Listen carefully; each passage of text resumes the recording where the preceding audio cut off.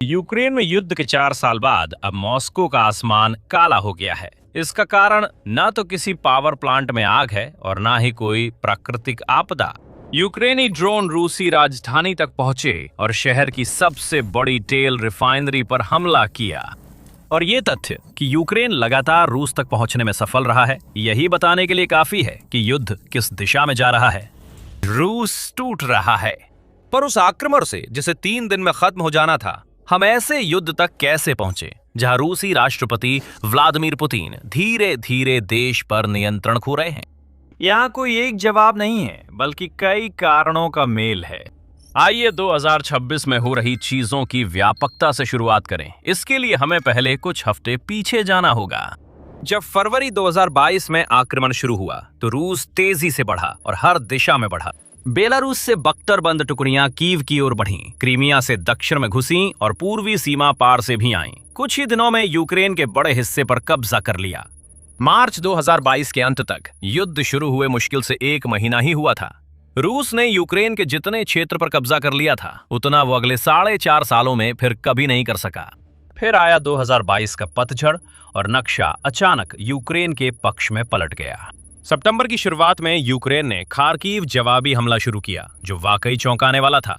Kyiv की सेनाओं ने कुछ ही दिनों में करीब 6000 वर्ग किमी क्षेत्र, औसतन 7400 मीटर प्रतिदिन की रफ्तार से वापस लिया।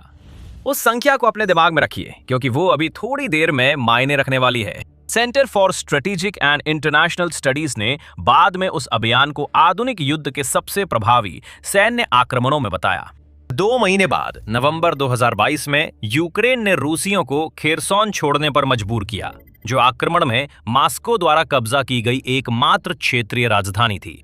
सिर्फ एक ही पतझड़ के दौरान यूक्रेन ने रूस की महीनों की बढ़त को मिटा दिया और इस मिथक को तोड़ दिया कि रूसी सेना एक अजेय मशीन है। उसके बाद युद्ध ठहर सा गया। जनवरी से सितंबर 2023 के बीच रूसी सेनाओं ने केवल लगभग 465 वर्ग किलोमीटर यूक्रेनी क्षेत्र पर कब्जा किया, जो लगभग कुछ भी नहीं था। उस साल एकमात्र इनाम था बाखमुत, एक छोटा सा पूर्वी शहर जिसे कब्जा करने में लगभग 10 महीने और दसियों हजार हताहत हुए। रूस ने मई 2023 में इसे अपने कब्जे में लिया, जब यह पूरी तरह मलबा बन चुका था। साल 2024 रूस के लिए शायद और भी अहम था, जब उसकी सेनाओं ने लगभग 3600 वर्ग किलोमीटर क्षेत्र पर कब्जा कर लिया। कागजों पर यह एक गंभीर आक्रमण जैसा लगता है, लेकिन इस तथाकथित चरम पर भी रूस केवल लगभग 50 मीटर प्रतिदिन ही आगे बढ़ पा रहा था। पोक्रोव्स्क शहर दोनेत्स्क में रूस के लिए अहम लॉजिस्टिक्स टारगेट था, जहां 2 साल की लड़ाई में रूस ने सिर्फ 50 किलोमीटर से कम बढ़त बनाई। ये कभी ब्लिट्जक्रीग नहीं था, ये आदमियों और गोलों का ऐसा हिमनत था जो अपने पीछे छोड़ी लाशों के ऊपर से रेंगता हुआ आगे बढ़ रहा था। और 2025 ने भी वही धीमा लेकिन स्थिर पैटर्न दोहराया। हमने लगभग 4300 वर्ग किलोमीटर क्षेत्र में बढ़त हासिल की, लेकिन इन सब के बावजूद रूस पूरे साल में किसी भी एक दिशा में 40 किलोमीटर से ज्यादा आगे नहीं बढ़ सका। और फिर 2026 आ गया। इस साल शुरुआत में रूसी बढ़त दीवार से टकरा गई। 2026 के पहले 4 महीनों में रूसी फतह की दैनिक दर घटकर लगभग 2.9 वर्ग किलोमीटर प्रतिदिन रह गई, जबकि 1 साल पहले इसी अवधि में ये 9.76 वर्ग किलोमीटर प्रतिदिन थी। और अप्रैल 2026 में रूस ने क्षेत्रफल में शुद्ध घाटा दर्ज किया, लगभग 116 वर्ग किलोमीटर क्षेत्र छोड़ दिया, जो अगस्त 2024 और कुर्स्क आक्रमण के बाद उसकी पहली कुल हार थी। कुल मिलाकर इस साल फरवरी से मई के बीच रूसी सेनाओं ने केवल 164 वर्ग किलोमीटर यूक्रेनी क्षेत्र पर कब्जा किया।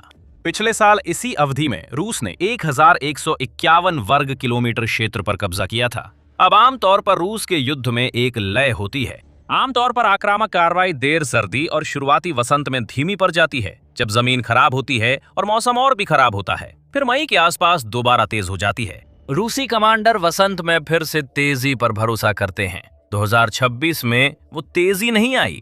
जून भर में मोर्चे पर कहीं भी रूसी बढ़त के फिर से शुरू होने का कोई ठोस संकेत नहीं मिला है। वो मौसमी ताकत जो हमले को फिर से शुरू करने वाली थी, वो धीमी पड़ गई है, और इसकी वजह कीचड़ नहीं बल्कि ड्रोन है। अगर आप आज मोर्चे की अग्रिम पंक्ति पर जाएं, तो असल मतलब समझ आएगा। रूसी कमांडर अब भी वही कर रहे हैं जो वे हमेशा से करते आए हैं, छोटे छोटे सैनिक दलों को यूक्रेनी मोर्चों की जांच के लिए आगे भेजना। किसी खाली जगह, कमजोर कड़ी या थकी हुई यूनिट की तलाश करना। वे सैनिकों को अब ड्रोन से भरे युद्ध क्षेत्र में भेज रहे हैं, जहां क्वाड कॉप्टर मंडराते हैं और फाइबर ऑप्टिक FPV पेड़ों के बीच फिसलते हैं। जासूसी ड्रोन तुरंत निर्देशांक भेजते हैं। जो पहले एक सोची समझी पैदल सेना की हमला हुआ करता था, वो अब अक्सर एक एक दस्ते के लिए मौत की सजा बन गया है। और मॉस्को के लिए यही है बेरहम गणित। जो रणनीति पहले बढ़त दिलाती थी, अब ज्यादातर सिर्फ हताहत देती है। और यहीं पर असली बदलाव आता है, जो किसी एक नक्शे या किसी एक महीने से कहीं आगे जाता है।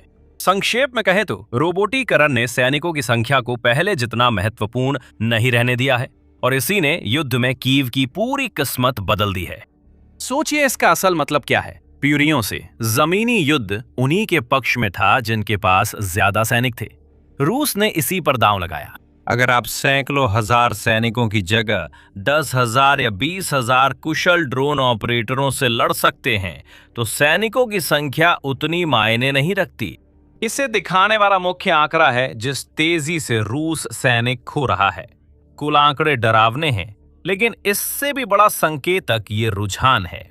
यूक्रेनी अधिकारियों के अनुसार रूस 2026 में जितने सैनिक युद्ध में खो रहा है, उतने नए भर्ती नहीं कर पा रहा। वास्तविक भर्ती के आंकड़े भी इसे साबित करते हैं।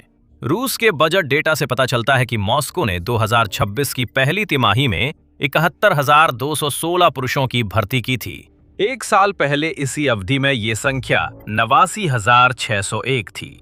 तो रूस अब एक साल पहले की तुलना में काफी कम पुरुषों की भर्ती कर रहा है, ठीक उसी समय जब यूक्रेन और अधिक क्षेत्र वापस ले रहा है। तो यूक्रेन असल में ये कैसे कर रहा है? KSC संस्थान के अनुसार यूक्रेन में FPV ड्रोन का उत्पादन 2022 में सिर्फ 3,000 से 5,000 यूनिट प्रति वर्ष था, जो 2025 में लगभग 30 लाख तक पहुंच गया है। और 2026 की शुरुआत तक उसकी रक्षा उद्योग की क्षमता सालाना 8 मिलियन से अधिक ड्रोन बनाने की हो गई थी। कामकाजी उम्र के प्रति व्यक्ति के हिसाब से 2026 में यूक्रेन रूस की तुलना में 6 से 9 गुना ज्यादा ड्रोन बना रहा है। पहले यूक्रेन को सस्ते ड्रोन गिराने के लिए लाखों डॉलर के पैट्रियट इंटरसेप्टर इस्तेमाल करने पड़ते थे। अब वो लगभग $2,000 के अपने स्टिंग इंटरसेप्टर ड्रोन तैनात करता है। और 2026 की शुरुआत तक यूक्रेनी कंपनियां हर दिन ऐसे 1,000 इंटरसेप्टर बना रही थीं। एक देश जिसे कभी उत्पादन में पिछड़ा बताया गया, अब कम लागत में आक्रमणकारी से ज्यादा नवाचार कर रहा है। रूस का गला घोटने वाला अभियान सिर्फ मॉस्को पर सुर्खियां बटोरने वाले हमलों तक सीमित नहीं है।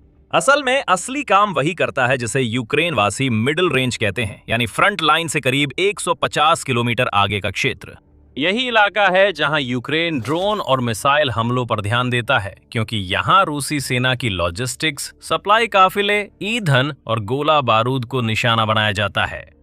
ये बात सबसे ज्यादा साफ तौर पर क्रीमिया के जमीन गलियारे के साथ देखी जा सकती है। मई से हर तरह के सैकड़ों यूक्रेनी ड्रोन उस गलियारे की ओर उड़ रहे हैं, जो रूस 2014 में कब्जा की गई प्रायद्वीप को सप्लाई देने और दक्षिणी मोर्चे पर सैनिकों को बनाए रखने के लिए अहम जमीनी रास्ता है। RR 280 हाईवे वो चिकनी तेज सड़क है जो इस सब को लगातार चलाए रखने के लिए बनी है।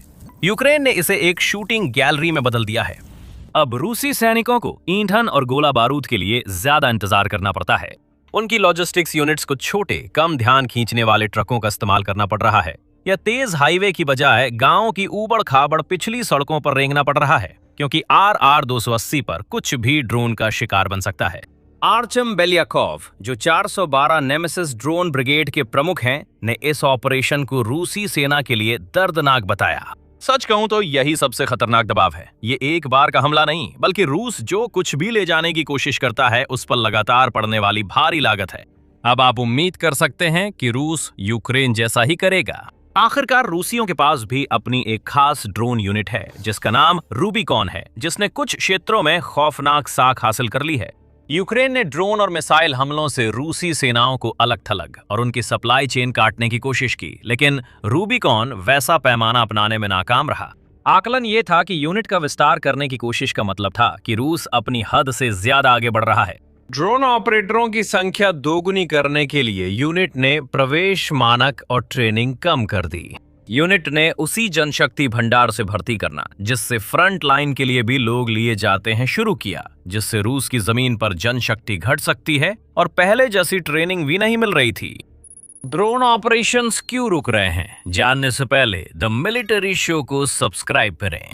हम रोज ऐसे वीडियो पोस्ट करते हैं जो वैश्विक भू राजनीति पर केंद्रित है, ताकि आपको युद्ध और उससे जुड़ी परिस्थितियों की पूरी जानकारी मिले।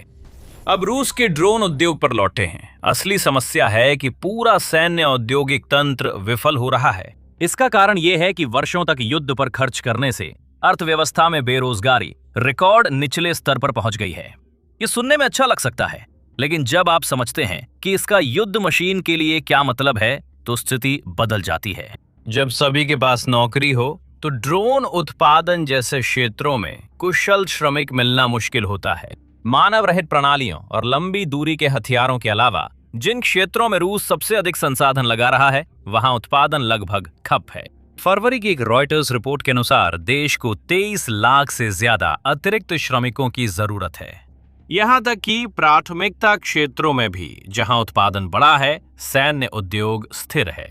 ये तब है जब देश सरकार के बजट का 40% सेना, राष्ट्रीय रक्षा और उससे जुड़े क्षेत्रों में लगा रहा है, जो आंकड़े दशकों से नहीं देखे गए हैं।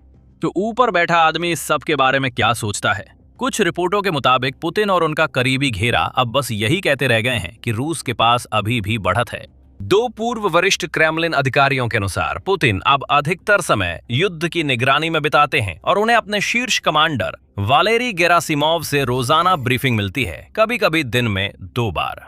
पूर्व अधिकारियों के मुताबिक पुतिन मानते हैं कि ये युद्ध सिर्फ समय की बात है, लेकिन इसमें खतरनाक गतिशीलता है। पिछले 2 दशकों से सत्ता में रहने के दौरान पुतिन ने अपने शासन पर सरकारी नियंत्रण के अधिकांश साधनों को खत्म कर दिया है और सेना, खुफिया और सरकारी सेवाओं में अपने वफादार लोगों को महत्वपूर्ण पदों पर बैठा दिया है। पुतिन अब भी सेना के प्रभाव में है, क्योंकि उन्होंने इसे बनाने में बड़ी भूमिका निभाई है। और फिर भी वही खुफिया एजेंसियां विशेष सैन्य कार्रवाई पर यूक्रेन की प्रतिक्रिया के बारे में वास्तविक जानकारी देने में असफल रहीं। फिर भी पुतिन उन पर भरोसा करते हैं और करने देते हैं, क्योंकि एजेंसियों को पता है कि इतनी ताकत के बावजूद वे भी पुतिन की तोड़फोड़ से अछूते नहीं हैं। इसलिए वे गलत जानकारी देते हैं और युद्ध में वास्तव में क्या हो रहा है, इसे पुतिन और आम जनता दोनों से छुपाने की कोशिश करते हैं। कभी कभी वो सावधानी से बनाए रखा गया बुलबुला सार्वजनिक रूप से फूट जाता है। जून की शुरुआत में राष्ट्रीय अवकाश पर पुतिन ने क्रेमलिन में सैनिकों से मिले। इन सैनिकों ने उनसे बार बार एक ही सवाल पूछा, आखिर रूस एलन मस्क के स्टारलिंक का जवाब कब तक तैयार करेगा? यूक्रेन उस सैटेलाइट नेटवर्क का इस्तेमाल अपने हमलावर ड्रोन को फ्रंट लाइन पर मार्गदर्शन देने के लिए करता है और जमीन पर लड़ रहे सैनिक उसके असर को महसूस कर सकते हैं। पुतिन ने जोर देकर कहा कि रूस ने पहले ही स्टारलिंक का अपना जवाब विकसित कर लिया है और उसे तैनात भी कर दिया है। उन्होंने ये भी कहा कि इसे बड़े पैमाने पर लागू करने के लिए बस थोड़ा समय चाहिए। अब तक सिर्फ 16 यूनिट लॉन्च हुई हैं। अनुमान है कि रासवेद सिस्टम से पूरे देश को कवर करने में 2030 तक लग सकता है। इसका मतलब है कि सिस्टम चालू होने में 4 साल और लगेंगे, जबकि युद्ध जारी रहेगा और यूक्रेन स्टारलिंक का फायदा उठाता रहेगा। स्टारलिंक पर ध्यान देने की बजाय पुतिन ने शिकायत की कि मॉस्को नेटो की सामूहिक ताकत का सामना कर रहा है। ये शिकायत नेपोलियन और हिटलर के संदर्भों से होते हुए इस भरोसे पर पहुंची कि रूस के पास वे चीजें हैं जो दुश्मन के पास नहीं है और अंत में सब कुछ बड़ा व बेहतर होगा। ये उस नेतृत्व की आवाज है जिसके पास जवाब नहीं है और जो पुराने मिथकों में दिलासा ढूंढ रहा है। ये जरूरी नहीं कि रूस हार गया है, युद्ध खत्म होने वाला है या यूक्रेन आसानी से जीत रहा है। रूस के पास अब भी बहुत वास्तविक और बहुत खतरनाक क्षमता है भयानक नुकसान पहुंचाने की, और उन बमों के नीचे जी रहे लोगों के प्रति हमारी जिम्मेदारी है कि हम इस बारे में ईमानदार रहें। यूक्रेन ने ड्रोन युद्ध में बढ़त ली है, जबकि रूसी जेट्स रिकॉर्ड संख्या में ग्लाइडिंग बमों से यूक्रेनी ठिकानों पर हमला कर रहे हैं। ये सोवियत युग के बम सस्ते गाइडेंस किट और विंग्स से लैस हो यूक्रेनी बंकरों, पेड़ों की कतारों और अपार्टमेंट्स पर लगातार गिराए जा रहे हैं। ये इतने असरदार इसलिए हैं क्योंकि विमान रोधी प्रणालियों की कमी है। यूक्रेन रूसी विमानों को लगातार खतरे में नहीं डाल सकता, इसलिए जेट फ्रंट के करीब आकर बम गिरा सकते हैं और भारी हथियार सटीकता से गिरा सकते हैं। इसलिए रूस हर महीने लगभग 5700 ग्लाइड बमों का इस्तेमाल कर रहा है। यूक्रेन की प्रतिक्रिया थी जैमिंग को और तेज करना, जिसमें उसने एक ऐसा सिस्टम विकसित किया जो बुनियादी नेविगेशन सिस्टम को बाधित करता है और कम से कम अस्थायी रूप से उन्हें निष्क्रिय कर देता है। लेकिन बमों की रफ्तार कम नहीं हो रही है। जनवरी में 5,700 बमों के रिकॉर्ड के आधार पर रूस 2026 में लगभग 68,000 से 70,000 ग्लाइड बम बना और तैनात कर सकता है, जो 2025 में लगभग 60,000 से अधिक है। तो ग्लाइडिंग बम अभी भी एक समस्या बने हुए हैं, जिसे यूक्रेन अब तक हल नहीं कर पाया है।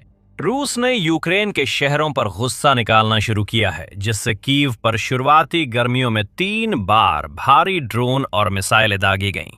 और यहाँ यूक्रेन अभी भी दिखा रहा है कि उसकी वायुसेना बैलिस्टिक और हाइपरसोनिक मिसाइलों से निपटने में संघर्ष कर सकती है, क्योंकि उसके पास उन्हें गिराने के लिए जरूरी उन्नत एंटी एयर गोला बारूद पर्याप्त मात्रा में नहीं है। लेकिन यूक्रेनी शहरों पर हमलों की ये तेज रफ्तार वास्तव में रूस की युद्ध क्षेत्र में आ रही समस्याओं की प्रतिक्रिया भी हो सकती है। चूंकि रूस जमीन पर कोई प्रगति नहीं कर पा रहा है, इसलिए वो शायद हवा में ज्यादा दबाव बनाने की कोशिश कर रहा है, और इसी वजह से यूक्रेन ने रूस पर वहीं हमला करने का फैसला किया है जहां उसे सबसे ज्यादा चोट पहुंचती है, तेल। मॉस्को रिफाइनरी पर हमला सिर्फ एक बार की घटना नहीं है, बल्कि ये रूस की ऊर्जा को कमजोर करने वाले अभियान का हिस्सा है। न्यूयॉर्क टाइम्स की अप्रैल 2026 की रिपोर्ट के मुताबिक 2024 की शुरुआत से यूक्रेनी हमलों ने रूस की करीब 20% रिफाइनिंग क्षमता ठप कर दी है। रॉयटर्स के अनुसार जो संयंत्र पूरी या आंशिक रूप से बंद हुए हैं, उनकी क्षमता 83 मिलियन टन प्रति वर्ष से अधिक है, जो रूस की कुल क्षमता का लगभग 1/4 और पेट्रोल उत्पादन का 30% व डीजल का लगभग 1/4 है। अप्रैल में रिफाइनरियों, टर्मिनलों, जहाजों और पाइपलाइन स्टेशनों पर कम से कम 21 यूक्रेनी हमले हुए, जो दिसंबर के बाद सबसे ज्यादा मासिक संख्या है। इससे रूसी रिफाइनरी परिचालन 16 साल से भी अधिक समय के सबसे निचले स्तर पर आ गया। इस नुकसान से रूस को पहली तिमाही के स्तर से रोज 3 लाख से 4 लाख बैरल तेल उत्पादन घटाना पड़ा, जो 6 साल में सबसे तेज मासिक गिरावट है। और यूक्रेन अब अपने निशाने चुनने में और भी समझदार हो गया है। वो अब खास तौर पर हाइड्रो क्रैकर जैसे विशेष बॉटलनेक्स को निशाना बना रहा है, जहां रूस की बंद पड़ी क्षमता 2,50,000 बैरल प्रतिदिन हो गई, जो 1 साल पहले 50,000 60,000 बैरल थी। ऐसे उपकरण जिनके पार्ट्स बदलने हों, पश्चिमी प्रतिबंधों से उनकी डिलीवरी में महीनों लगते हैं। जून में रूस के ऊर्जा मंत्रालय ने पहली बार माना कि दुश्मन के हवाई हमलों से आपूर्ति में दिक्कतें आईं और पुतिन ने भी बेहतर वायु रक्षा प्रणाली की जरूरत स्वीकार की। जब क्रेमलिन खुद नुकसान मानने लगे तो मामला गंभीर है। इसी कारण मॉस्को में फिर लामबंदी की चर्चा है, लेकिन इससे हालात और बिगड़ सकते हैं। याद कीजिए 2022 में जब विशेष सैन्य अभियान अब आसान जीत जैसा नहीं लग रहा था, पुतिन ने आंशिक लामबंदी की घोषणा की थी और करीब 3 लाख रिजर्व सैनिकों को बुलाया था। इसका परिणाम यह हुआ कि लगभग 10 लाख लोग देश छोड़ गए, जिनमें से अधिकांश कभी नहीं लौटे। 2026 में वही पलायन फिर से हो सकता है, बस इस बार इतने लोग बचे ही नहीं हैं। हमें श्रमिकों की कमी पर फिर ध्यान देना होगा, क्योंकि बड़ी लामबंदी से यह समस्या बढ़ेगी। पुतिन राजनीतिक जोखिम और आर्थिक नुकसान झेलने को तैयार हैं, फिर भी बड़ी लामबंदी उन्हें सही सैनिक नहीं देगी। याद रखिए, ये युद्ध अब क्या बन गया है। अब युद्ध खाइयों में बैठे लाखों सैनिकों से नहीं, बल्कि कुशल ड्रोन ऑपरेटरों, इंजीनियरों और टेक्नीशियनों से तय होता है। यही वे लोग हैं जो बहुत प्रशिक्षित होते हैं और जिन्हें घबराहट में बिना सोचे समझे की गई भर्ती से नहीं पाया जा सकता। तो चलिए अब सब कुछ एक साथ जोड़ते हैं, क्योंकि इसका स्वरूप मायने रखता है। यूक्रेन ने वे दोनों स्तंभ गिरा दिए हैं जिन पर पुतिन ने इस युद्ध की नींव रखी थी, अत्यधिक जनशक्ति और अजेय गहराई, और दोनों को ही उसके नीचे से हटा दिया है। जनशक्ति का लाभ खत्म होता जा रहा है, क्योंकि ड्रोन ने संख्या बल को कम निर्णायक बना दिया है। रूस अपने सैनिकों को जितनी तेजी से खो रहा है, उतनी तेजी से उनकी भरपाई नहीं कर पा रहा है। अब यूक्रेनी ड्रोन सीधे मॉस्को की रिफाइनरियों तक पहुंच रहे हैं, जिससे रूस के पिछले इलाकों की सुरक्षा खत्म हो गई है। रूस की बढ़त अब पिछले साल की गति के मुकाबले बहुत कम रह गई है। उसका रक्षा उद्योग अपनी सीमा पर है और जल्दी नहीं बढ़ सकता। नेतृत्व बस ये दावा कर रहा है कि सब ठीक है, जबकि वो ऐसे स्टारलिंक विकल्प की तलाश में है जो उसके पास है ही नहीं। युद्ध में जटिलता को अक्सर प्रभावशीलता समझ लिया जाता है। लोग मान लेते हैं कि अधिक उन्नत, जटिल और महंगे हथियार या रणनीतियां स्वाभाविक रूप से अपेक्षाकृत साधारण और किफायती विकल्पों से बेहतर होती हैं। फिर भी इतिहास ने साबित किया है कि सबसे निर्णायक जीतें सबसे साधारण विचारों से आ सकती हैं। यूक्रेन ने रूस के साथ युद्ध में बार बार ये सिद्ध किया है। मॉस्को ने अरबों की रकम ऐसी बेकार परियोजनाओं में झोंक दी जिनका असफल होना तय था। मिसाइलें तो चलती नहीं और फाइटर जेट जो उड़ान नहीं भरते, वहीं कीव ने साधारण प्रणालियों और तात्कालिक रणनीतियों का बेहतर उपयोग किया है। और अब कीव ने शायद सबसे साधारण हथियार का इस्तेमाल किया है, एक बेहद साधारण बम जो सिर्फ एक फेंस पोस्ट जैसा है, जिसने रूसी सैनिकों को पूरी तरह दहशत में डाल दिया है, क्योंकि अब उन्हें ये डरावना सच समझ आ गया है कि उनके पास अब छुपने के लिए कोई जगह नहीं बची है। हमें इस बम का नाम नहीं पता, लेकिन इसकी तस्वीरें रूसी सोशल मीडिया पर तेजी से फैल रही हैं। उन तस्वीरों में नया यूक्रेनी ड्रोन बम दिखता है। एक सिरे पर टेल फिन्स और दूसरे पर नुकीला धातु का सिरा है, जैसा फेंस पोस्ट के नीचे होता है, ताकि जमीन में आसानी से घुस सके। ये समझने के लिए किसी सैन्य विशेषज्ञ की जरूरत नहीं है कि ये बम किस काम के लिए बनाया गया है। ये एक पेनिट्रेटर है जिसका नुकीला सिरा संरचनाओं को चीरकर बम को इमारत या जमीन के अंदर पहुंचाता है, ताकि असली विस्फोट अंदर हो सके। ये एक बेहद साधारण उपकरण है। यूक्रेन ने असल में बस इतना किया है कि उसने उस सामान्य बम को लिया है जिसे एक मानव रहित हवाई वाहन यानी यूएवी गिरा सकता है, और उसके सिरे पर एक धातु की कील लगा दी है। ऐसी चीज बनाना बहुत सस्ता होगा और इन बमों का बड़े पैमाने पर निर्माण भी आसान रहेगा। फिर भी इस हथियार की साधारण प्रकृति के बावजूद ऐसा माना जाता है कि रूसी सैन्य ब्लॉगर्स इसके खतरे को लेकर बेहद चिंतित हैं, और यह समझना मुश्किल नहीं है कि क्यों। यूक्रेन की ड्रोन सेना के विकास से फ्रंट लाइनें रूसी सैनिकों के लिए और भी खतरनाक हो गई हैं। उन्हें लगातार आसमान में किसी भी संकेत या आवाज पर नजर रखनी पड़ती है कि कहीं कोई यूएवी उनकी ओर तो नहीं आ रहा, ये जानते हुए कि उनकी जिंदगी कभी भी एक पल में खत्म हो सकती है। वास्तव में इन सैनिकों में से कई लोग फ्रंटलाइन के खतरनाक इलाकों में एक हफ्ता भी जिंदा रह जाएं तो खुद को खुशकिस्मत मानते हैं, और कुछ ज्यादा जानलेवा इलाकों में तो जीवन प्रत्याशा दिनों या घंटों में नहीं बल्कि मिनटों में मापी जाती है। नतीजतन रूसी सैनिकों को खुद को ढालना पड़ा है। उन्हें इन जानलेवा इलाकों में अपनी जिंदा रहने की संभावना बढ़ाने के तरीके खोजने पड़े हैं। जहां वे क्षेत्रीय नियंत्रण स्थापित करते हैं, वहां सड़कों और पगडंडियों के ऊपर ड्रोन रोधी जाल, तार के पिंजरे और स्टील की जाली जैसी व्यवस्थाएं लगाए हैं। इससे वे आसानी से एक जगह से दूसरी जगह या वाहनों से जा सकते हैं, बिना डर के कि कोई यूक्रेनी ड्रोन हमला करेगा या ऊपर से बम गिराएगा। दूसरी जगहों पर रूसी दस्ते बस छिपकर बेहतर नतीजे की उम्मीद करते हैं। जैसे जैसे वे अपने अगले लक्ष्यों की ओर बढ़ते हैं, हमला करने वाली टीमें खुद को कंबलों से छुपाना या पेड़ों के नीचे या झाड़ियों के बीच छुपकर आगे बढ़ना सीख गई हैं, और दुआ करती हैं कि उन्हें कोई देख ना ले। ये तरीका कभी कभी काम करता है, लेकिन अधिकतर नहीं, क्योंकि कई यूक्रेनी ड्रोन थर्मल कैमरों से लैस हैं, जिससे रूसी सैनिक आसानी से दिख जाते हैं, तब भी जब उन्हें लगता है कि वे छिपे हुए हैं। अगर रूसी सैनिक कस्बों या गांवों तक पहुंचते हैं तो वे अक्सर स्थानीय तहखानों और बंकरों में शरण लेते हैं।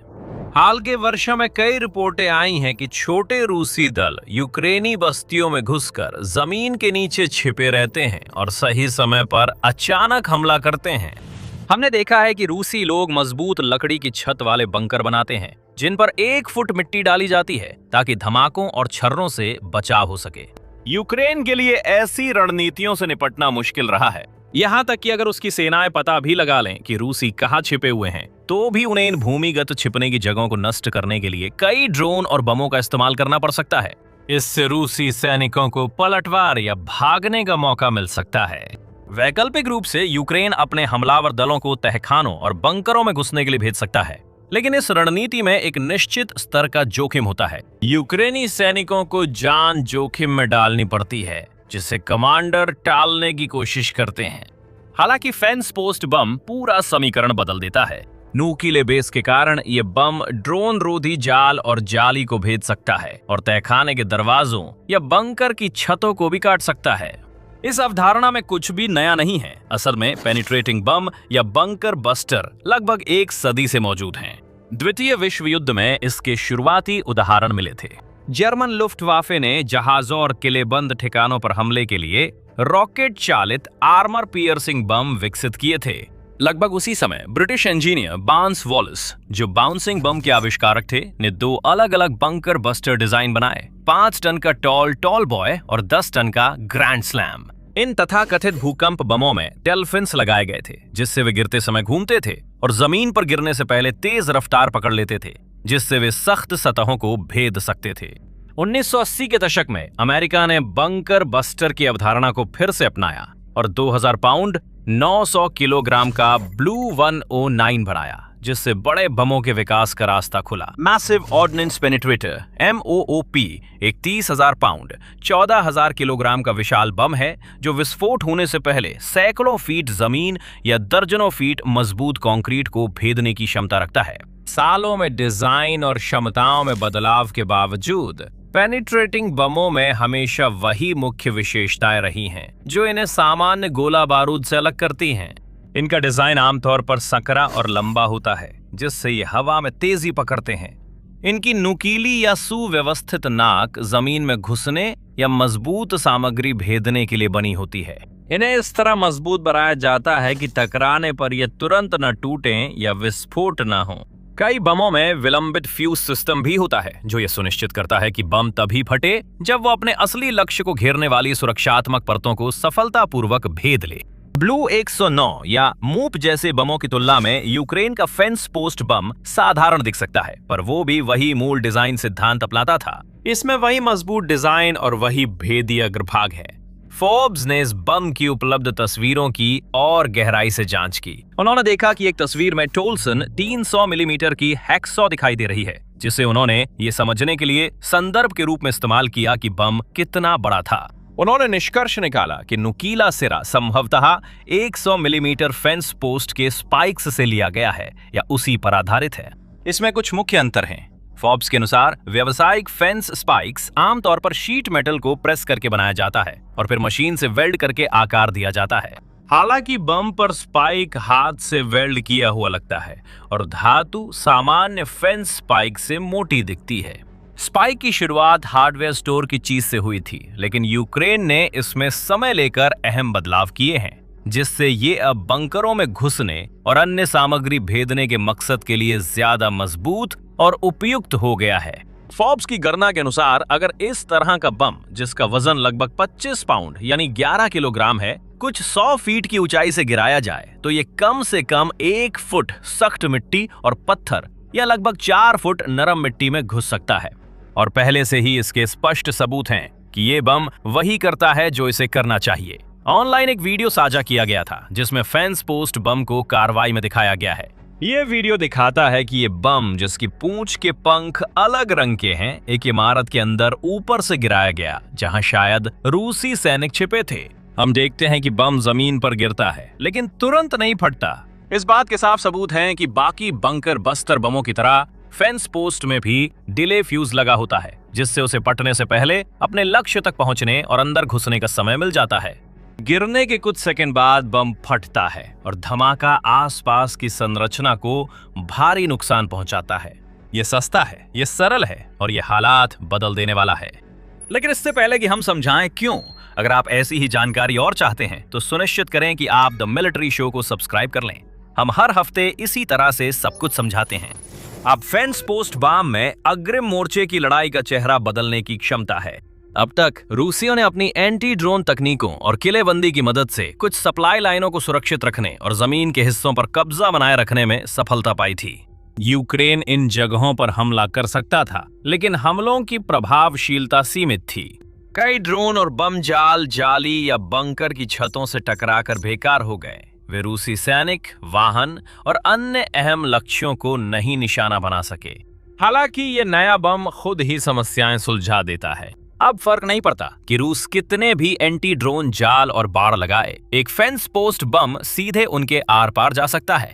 क्रेमलिन की ढालें यूक्रेनी हथियारागार में शामिल इस विस्फोटक नए हथियार से कोई सुरक्षा नहीं दे पाएंगी। और यही सब नहीं है, पहले यूक्रेन को किसी बंकर में घुसने के लिए एक ही जगह पर कई बम गिराने पड़ते थे। ये समय और संसाधनों की बर्बादी थी। साथ ही रूसियों को पहले ही चेतावनी मिल जाती थी और वे सुरक्षा टूटने से पहले बच निकलते थे।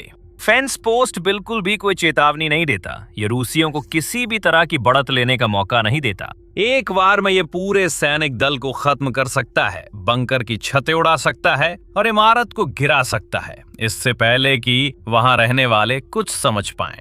यहाँ तक कि सबसे अच्छी तरह से सुरक्षित डगआउट भी एक सटीक फेंस पोस्ट हमले से बचने के लिए संघर्ष करेंगे। और सबसे अच्छी बात यह है कि यूक्रेन के पास पहले से ही वे ड्रोन हैं जिनकी जरूरत इन हथियारों को पहुंचाने के लिए है।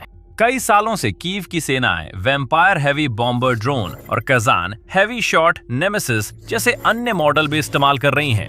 हालांकि इनके नाम और तकनीकी विशिष्टताएं अलग अलग हो सकती हैं, लेकिन ये सभी मूल रूप से एक ही काम करते हैं, बमों को युद्ध के मैदान में पहुंचाना और दुश्मन पर ऊपर से हमला करना, जिससे दुश्मन को प्रतिक्रिया देने या बचाव करने के लिए बहुत कम समय मिलता है। कुछ 33 पाउंड 15 किलोग्राम पेलोड को 10 मील 16 किलोमीटर दूर तक गिरा सकते हैं। रूस के सैनिक इन ड्रोन को बाबा यागा कहते हैं, जो स्लाव लोक कथाओं की बच्चों को खाने वाली चुड़ैल है।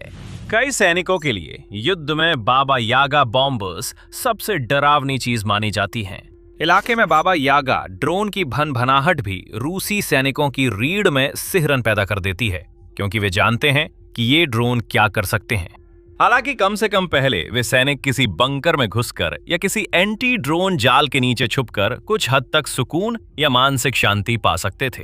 अब सुकून भी नहीं रहा, क्योंकि अगली बार बाबा यागा ड्रोन में शायद सामान्य मोर्टार बम या एंटी टैंक माइन ना हो। इसके बजाय वो ड्रोन उनके सिर पर सीधा एक बाढ़ का खंभा गिराने ही वाला हो सकता है, जो आसानी से उसके रास्ते में आने वाली किसी भी रक्षा को काट सकता है। इसमें जाली, जाल, मिट्टी, पत्तियां आदि शामिल हैं।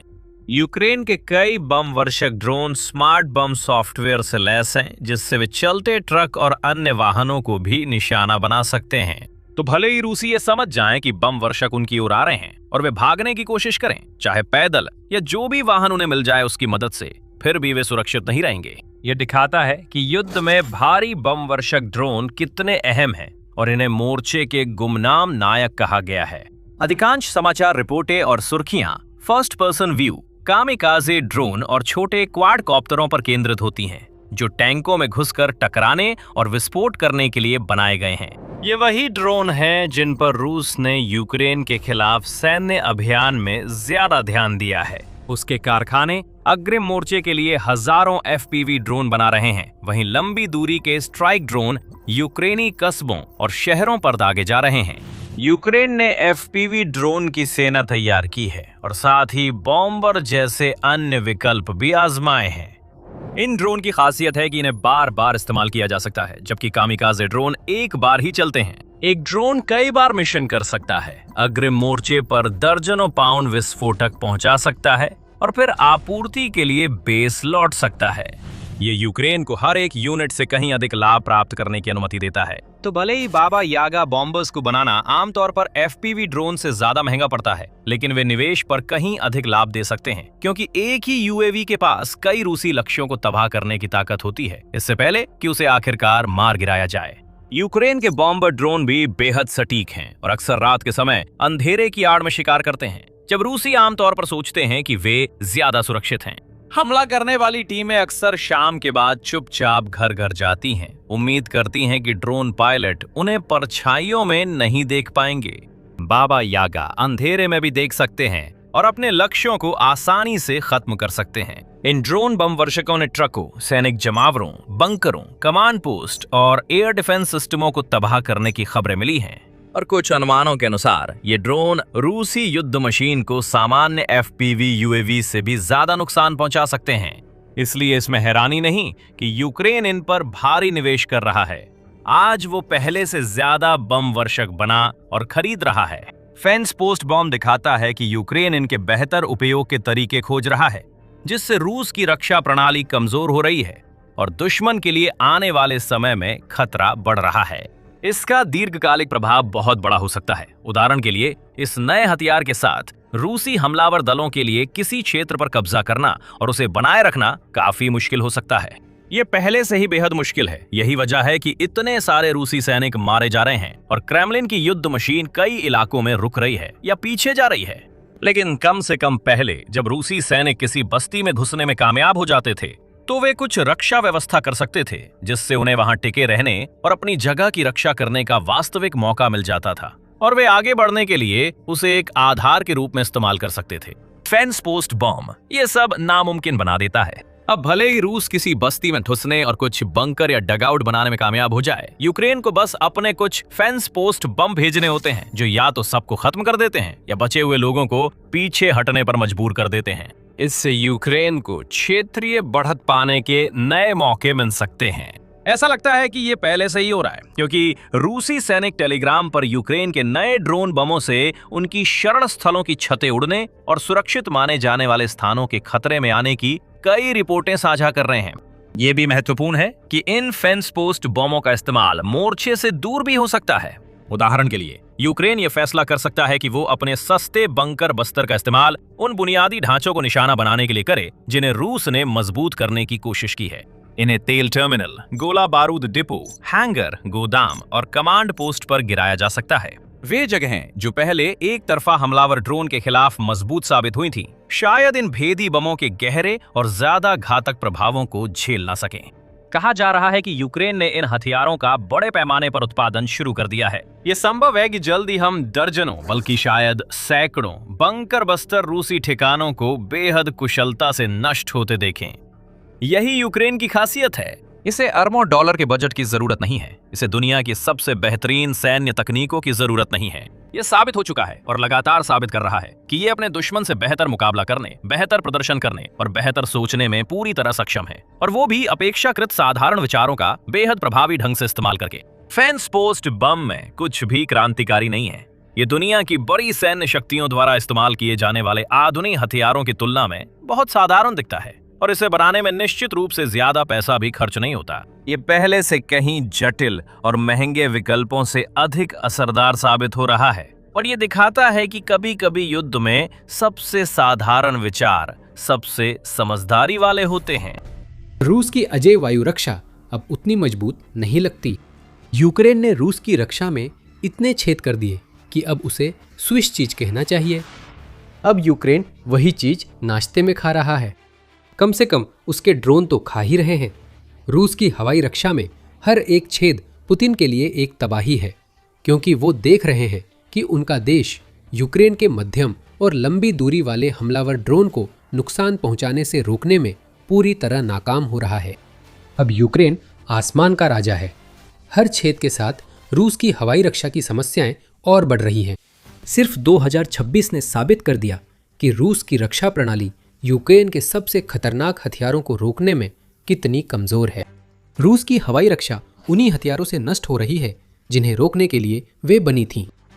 29 जून को यूक्रेन की मानव रहित प्रणालियों की सेना यानी यूएसएफ ने एक्स पर कुछ चौंकाने वाले आंकड़े साझा किए। 2026 की शुरुआत से ही केवल यूएसएफ ने रूस की एकीकृत हवाई रक्षा प्रणालियों के 194 हिस्सों पर हमला करने में सफलता पाई है। एलिमेंट्स एक काफी अस्पष्ट शब्द है, लेकिन हम मान सकते हैं कि इसमें हवाई रक्षा प्रणालियां खुद जैसे S-300 और पैंट्सर से लेकर वे रडार भी शामिल हैं, जो इन प्रणालियों को आने वाले खतरों को सही से निशाना बनाने के लिए जरूरी जानकारी देते हैं। इसका मतलब है हर महीने औसतन 32 से ज्यादा हवाई रक्षा प्रणालियां नष्ट हो रही है, यानी यूक्रेन रोज कम से कम एक रूसी हवाई रक्षा इकाई खत्म कर रहा है। यह रूस के लिए बहुत बुरा है। ये दिखाता है कि वे ड्रोन जो पहले से ही पुतिन की सेनाओं को भारी नुकसान पहुंचा रहे हैं, अब उन हवाई रक्षा प्रणालियों के खिलाफ और भी ज्यादा प्रभावी होते जा रहे हैं, जिन्हें इन्हें आसमान में ही मार गिराना चाहिए था। सिर्फ जून के आंकड़े ही काफी खराब है, और ये साबित करते हैं कि हमारा औसत अनुमान ज्यादा दूर नहीं है। यूएसएफ ने सिर्फ जून में ही 31 रूसी हवाई रक्षा लक्ष्यों को नष्ट करने में सफलता पाई, जो रूसी इलाकों के अंदर गहरी घुसपैठ का संकेत है। इसका बड़ा असर सिर्फ रूस पर ही नहीं बल्कि उन सभी इलाकों पर भी पड़ेगा जिन्हें पुतिन के गुर्गों ने यूक्रेन में कब्जा कर रखा है। और रूसी हवाई रक्षा की मिथक पर आखिरी कील ठोकते हुए यूएसएफ ने खुलासा किया कि 11 जून 2025 को अपनी स्थापना के बाद से अब तक उसने कुल 276 रूसी हवाई रक्षा प्रणालियों को नष्ट कर दिया है। ये एक दिलचस्प आंकड़ा है।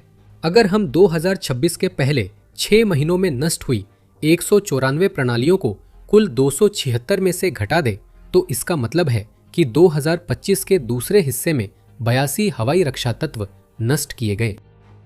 हमने आपको बताया था कि यूक्रेन हवाई रक्षा के खिलाफ अपने अभियान को तेज कर रहा है और यह उसका सबूत है।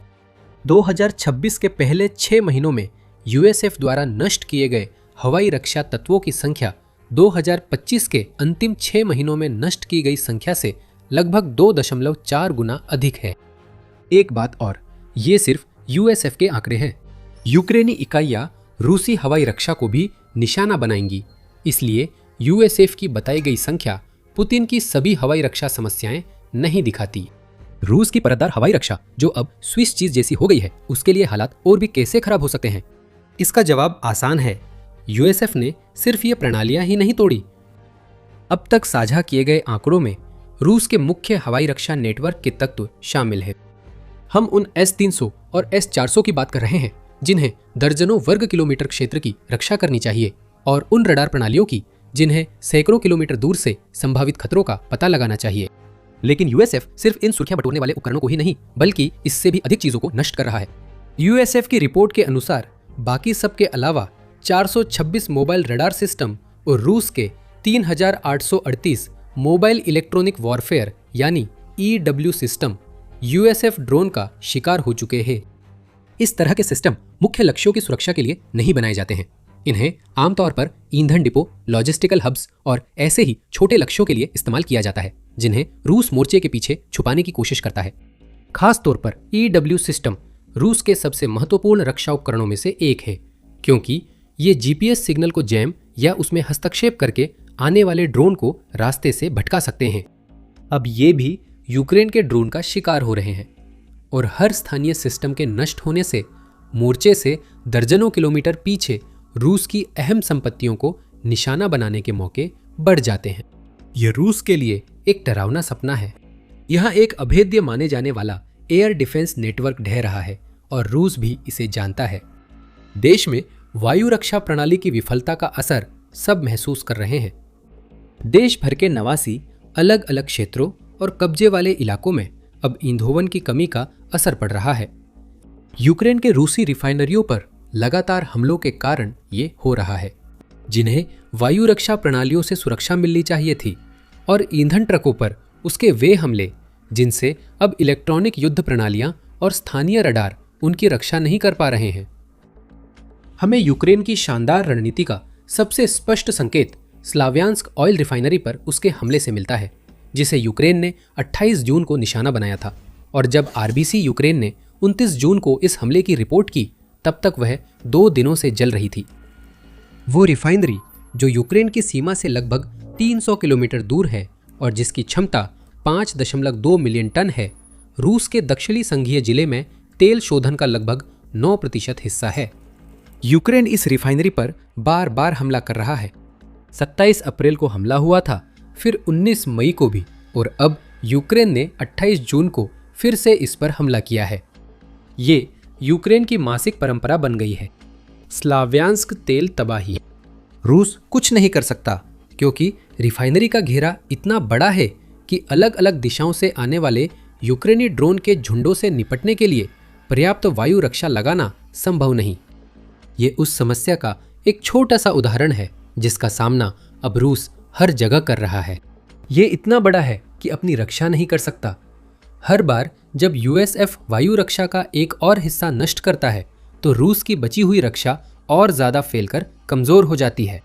रूस वही कठिन सबक सीख रहा है जो उसके कई सहयोगी हाल के महीनों से सीख रहे हैं। रूसी वायु रक्षा प्रणाली उतनी अच्छी नहीं है। फरवरी के अंत और मार्च की शुरुआत वो समय था जब अमेरिका ने ईरान के खिलाफ ऑपरेशन एपिक फ्यूरी शुरू किया था।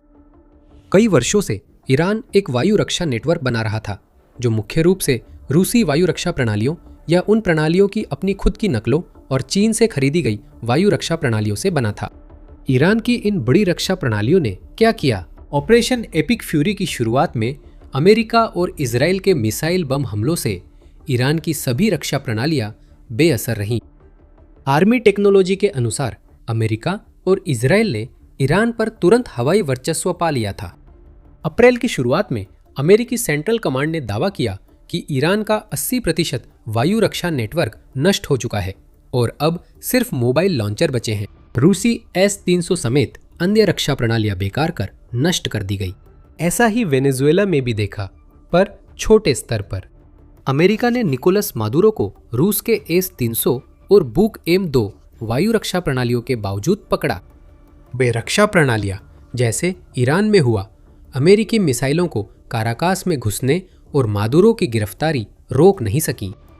अब यूक्रेन रूस की वायु रक्षा प्रणालियों के साथ कुछ अलग कर रहा है। रूसी प्रणालियां वही हैं, लेकिन अब यूक्रेन और USF मिसाइलों की जगह ड्रोन का उपयोग कर रहे हैं, जिन्हें ये रोक नहीं पा रही। फिर भी हम समानताएं देखते हैं।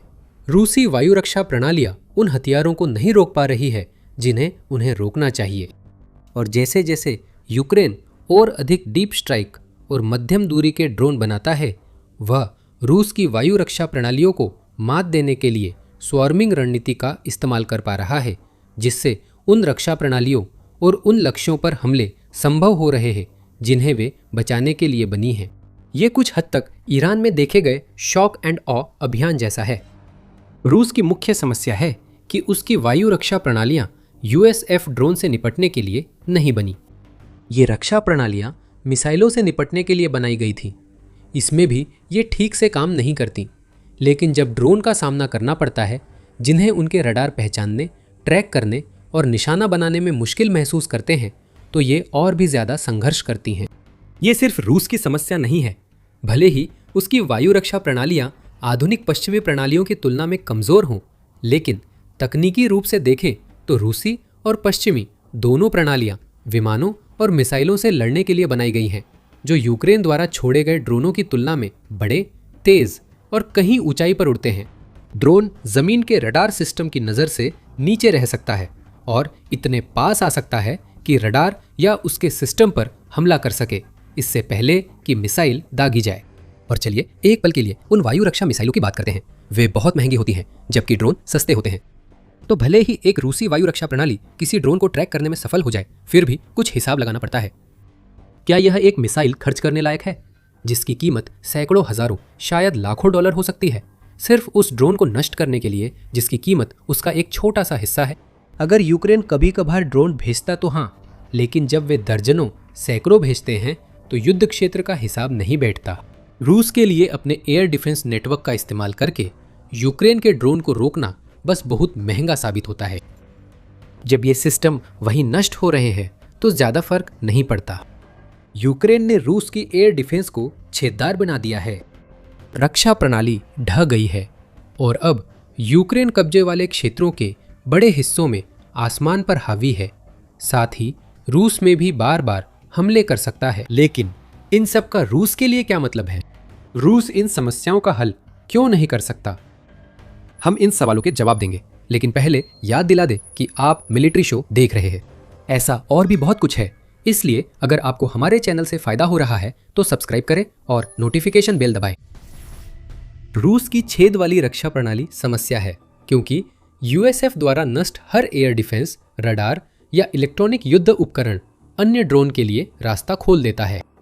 ये लगभग ऐसा है जैसे यूक्रेन के ड्रोन तैयार खड़े हैं। जैसे ही USF उन चीज़ों को खत्म करता है जो उन्हें रोक सकती थी, वैसे ही वे हमला करने के लिए तैयार हैं। स्लावियांस्क में हमने ऐसा देखा। हालांकि उस मामले में वह परिसर इतना बड़ा था कि वहाँ ये खाली जगहें पहले से ही मौजूद थीं। USF के पास ऐसे कई और उदाहरण हैं। 27 से 29 जून तक USF ने कब्जे वाले इलाकों में कई लक्ष्यों को रूसी वायु रक्षा के खिलाफ अपने अभियान की बदौलत नष्ट किया। क्रीमिया में USF ने पैंटसिर S1 वायु रक्षा प्रणाली, 2 रडार ST-68 और 48YA6K1 पोडल्यार्ड को नष्ट किया। इसमें अच्छी तालमेल दिखी। यूक्रेन को और भी अधिक लक्ष्य नष्ट करने देने के लिए वायु रक्षा प्रणालियों को नष्ट करना जरूरी था। उन 3 दिनों में क्रीमिया में ईंधन टैंक रेलगाड़ियां भी निशाना बनी। ज़ापोरिजिया में 412वीं नेमेसिस ब्रिगेड ने रूसी ईंधन टैंकों की एक जोड़ी के साथ साथ उस सुविधा को भी नष्ट कर दिया जिसका उपयोग रूस स्नेहक लुब्रिकेंट्स को संग्रहित करने के लिए करता था। 414वीं माजार्स बर्ड्स ब्रिगेड की 3री बटालियन के ऑपरेटरों ने उसी सेक्टर में एक और ईंधन टैंकर नष्ट किया। वो ड्रोन जिन्हें रूस के ब्रायंस्क क्षेत्र में उड़ाया गया था ने उस ट्रेन को नष्ट कर दिया जिसका उपयोग रूस यूक्रेन की सीमा के पास अपनी सेना का समर्थन करने के लिए कर रहा था।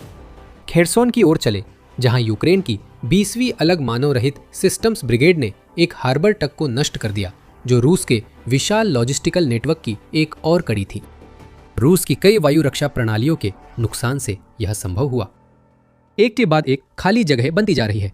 यूक्रेन उन वायु रक्षा प्रणालियों को निशाना बनाता है जो या तो सीधे उन लक्ष्यों की रक्षा कर रही हैं जिन्हें वह मारना चाहता है, या फिर उन हवाई गलियारों को कवर कर रही हैं जिनसे वह ड्रोन भेजना चाहता है। रक्षा प्रणालियां नष्ट होते ही रास्ते खुलते हैं और यूक्रेन हमला करता है। बार बार ऐसा होता है। ये सभी हमले 3 दिनों के दौरान हुए। 2026 में कुल मिलाकर हमने देखा है कि यूक्रेन ने अपने मिड और डीप रेंज स्ट्राइक स्ट्रेटजीज को जबरदस्त तरीके से बढ़ा दिया है, और ये सब रूस की एयर डिफेंस के ढह जाने की वजह से हुआ है। जून की शुरुआत में यूक्रेन के रक्षा मंत्री मिखाइलो फेडोरोव ने बताया कि मई में फ्रंट लाइन से 50 किलोमीटर दूर सफल हमलों की संख्या अप्रैल से दोगुनी रही। ये दोगुनी बढ़ोतरी 2026 की शुरुआत से लगातार हो रही वृद्धि का हिस्सा है। 22 जून को ISW ने बताया कि यूक्रेन रूस के खिलाफ मई में किए गए 210 इंटरमीडिएट रेंज हमलों की संख्या फिर से हासिल करने की ओर बढ़ रहा है। ISW रिपोर्ट के अनुसार जून में यूक्रेन 145 हमलों तक पहुंच गया था। अंतिम आंकड़ा नहीं है, लेकिन यह निश्चित है कि यह 200 से ज्यादा रहेगा। ऐसा नहीं है कि रूस भी गहरे हमलों के मामले में कुछ ज्यादा बेहतर कर रहा है। UNM रिपोर्ट के अनुसार जून में यूक्रेन ने रूस की 11 अलग अलग तेल रिफाइनरियों और 8 सैन्य संयंत्रों को निशाना बनाया, जिनमें से कई पर 1 से अधिक बार हमला किया गया। हमने यह भी देखा है कि यूक्रेन ने मॉस्को और उसके आसपास की सुविधाओं को निशाना बनाया है, जो पूरे रूस में सबसे ज्यादा सुरक्षित मानी जाती है। इस सब का श्रेय उस स्विस चीज जैसी छलनी बनी रक्षा व्यवस्था को दे। USF ने छेद बनाए, फिर उसने और यूक्रेनी ड्रोन बलों ने इन्हीं से मानव रहित हवाई वाहन भेजे। बिल्कुल, क्रीमिया इसका केंद्र है। रूस और अन्य कब्जे वाले इलाकों के अंदर किए गए हमले जितने भी प्रभावशाली हों, यूक्रेन की ड्रोन सेनाएं जो कुछ भी कर रही है, उसका मुख्य उद्देश्य क्रीमिया को अलग थलग करना और इस अवैध रूप से हड़पे गए प्रायद्वीप को पुतिन के नियंत्रण से बाहर निकालना है। यूक्रेन अब क्रीमिया और आसपास के क्षेत्रों को USF और रूसी वायु रक्षा के खिलाफ अभियान के कारण निशाना बना पा रहा है। केर्च जलडमरू मध्य पार करने वाला मार्ग और वहां की वे फेरियां जिन्हें यूक्रेन ने निष्क्रिय कर दिया है, शायद वरना निशाना नहीं बन पाती। यूक्रेन का क्रीमिया जा रहे ईंधन ट्रकों को नष्ट करने का अभियान इसलिए सफल है क्योंकि रूस की वायु रक्षा व्यवस्था में इतने छेद हैं कि मध्यम दूरी के स्ट्राइक ड्रोन कब्जे वाले बड़े इलाकों में बिना रुकावट उड़ सकते हैं। इन वायु रक्षा प्रणालियों को ड्रोन से निपटने के लिए नहीं बनाया गया था, जिससे क्रीमिया के कब्जाधारियों को बड़ी परेशानी हो रही है। सेवास्तोपोल क्रीमिया में यूक्रेन के ड्रोन हमलों और ईंधन संकट के कारण आपातकाल घोषित किया गया है। ये सब कुछ महीनों की उस प्रक्रिया का नतीजा है जिसमें USF ने रूसी वायु रक्षा प्रणालियों को नष्ट किया है। रूस को इससे भी बड़ी समस्याएं हैं। केवल USF द्वारा सैकड़ों वायु रक्षा प्रणालियां नष्ट करने या इन प्रणालियों के यूक्रेन से आने वाली चीजों से निपटने में असमर्थ होने की बात नहीं है। रूस के लिए इससे भी बड़ी समस्या ये है कि वो अपनी वायु रक्षा की दरारें भी नहीं भर पा रहा है। यूक्रेन द्वारा बनाए गए हर छेद या तो हमेशा के लिए वही रह जाता है या फिर रूस उसे भरने के लिए कहीं और एक नया छेद कर देता है। इसका कारण है कि रूस अब और वायु रक्षा प्रणालियां नहीं ले सकता। Centre for European policy analysis या CEPA ने 3 जून के एक लेख में रूस की वायु रक्षा प्रणालियों को जर्जर बताया है। इसने उसी दिन सेंट पीटर्सबर्ग में यूक्रेन के ड्रोन हमले की ओर इशारा किया, ये बताते हुए कि कम से कम 50 यूक्रेनी ड्रोन वहां पहुंचने, चक्कर लगाने और फिर रूसी कोरवेट और तेल भंडारण टैंकों सहित कई लक्ष्यों पर हमला करने में सक्षम रहे। SIPA का तर्क है कि रूस अभी भी इलेक्ट्रॉनिक वॉरफेयर EW पर बहुत अधिक निर्भर करता है, जबकि यूक्रेन के पास AI संचालित ड्रोन है जो इस तरह की प्रणालियों को पार कर सकते हैं।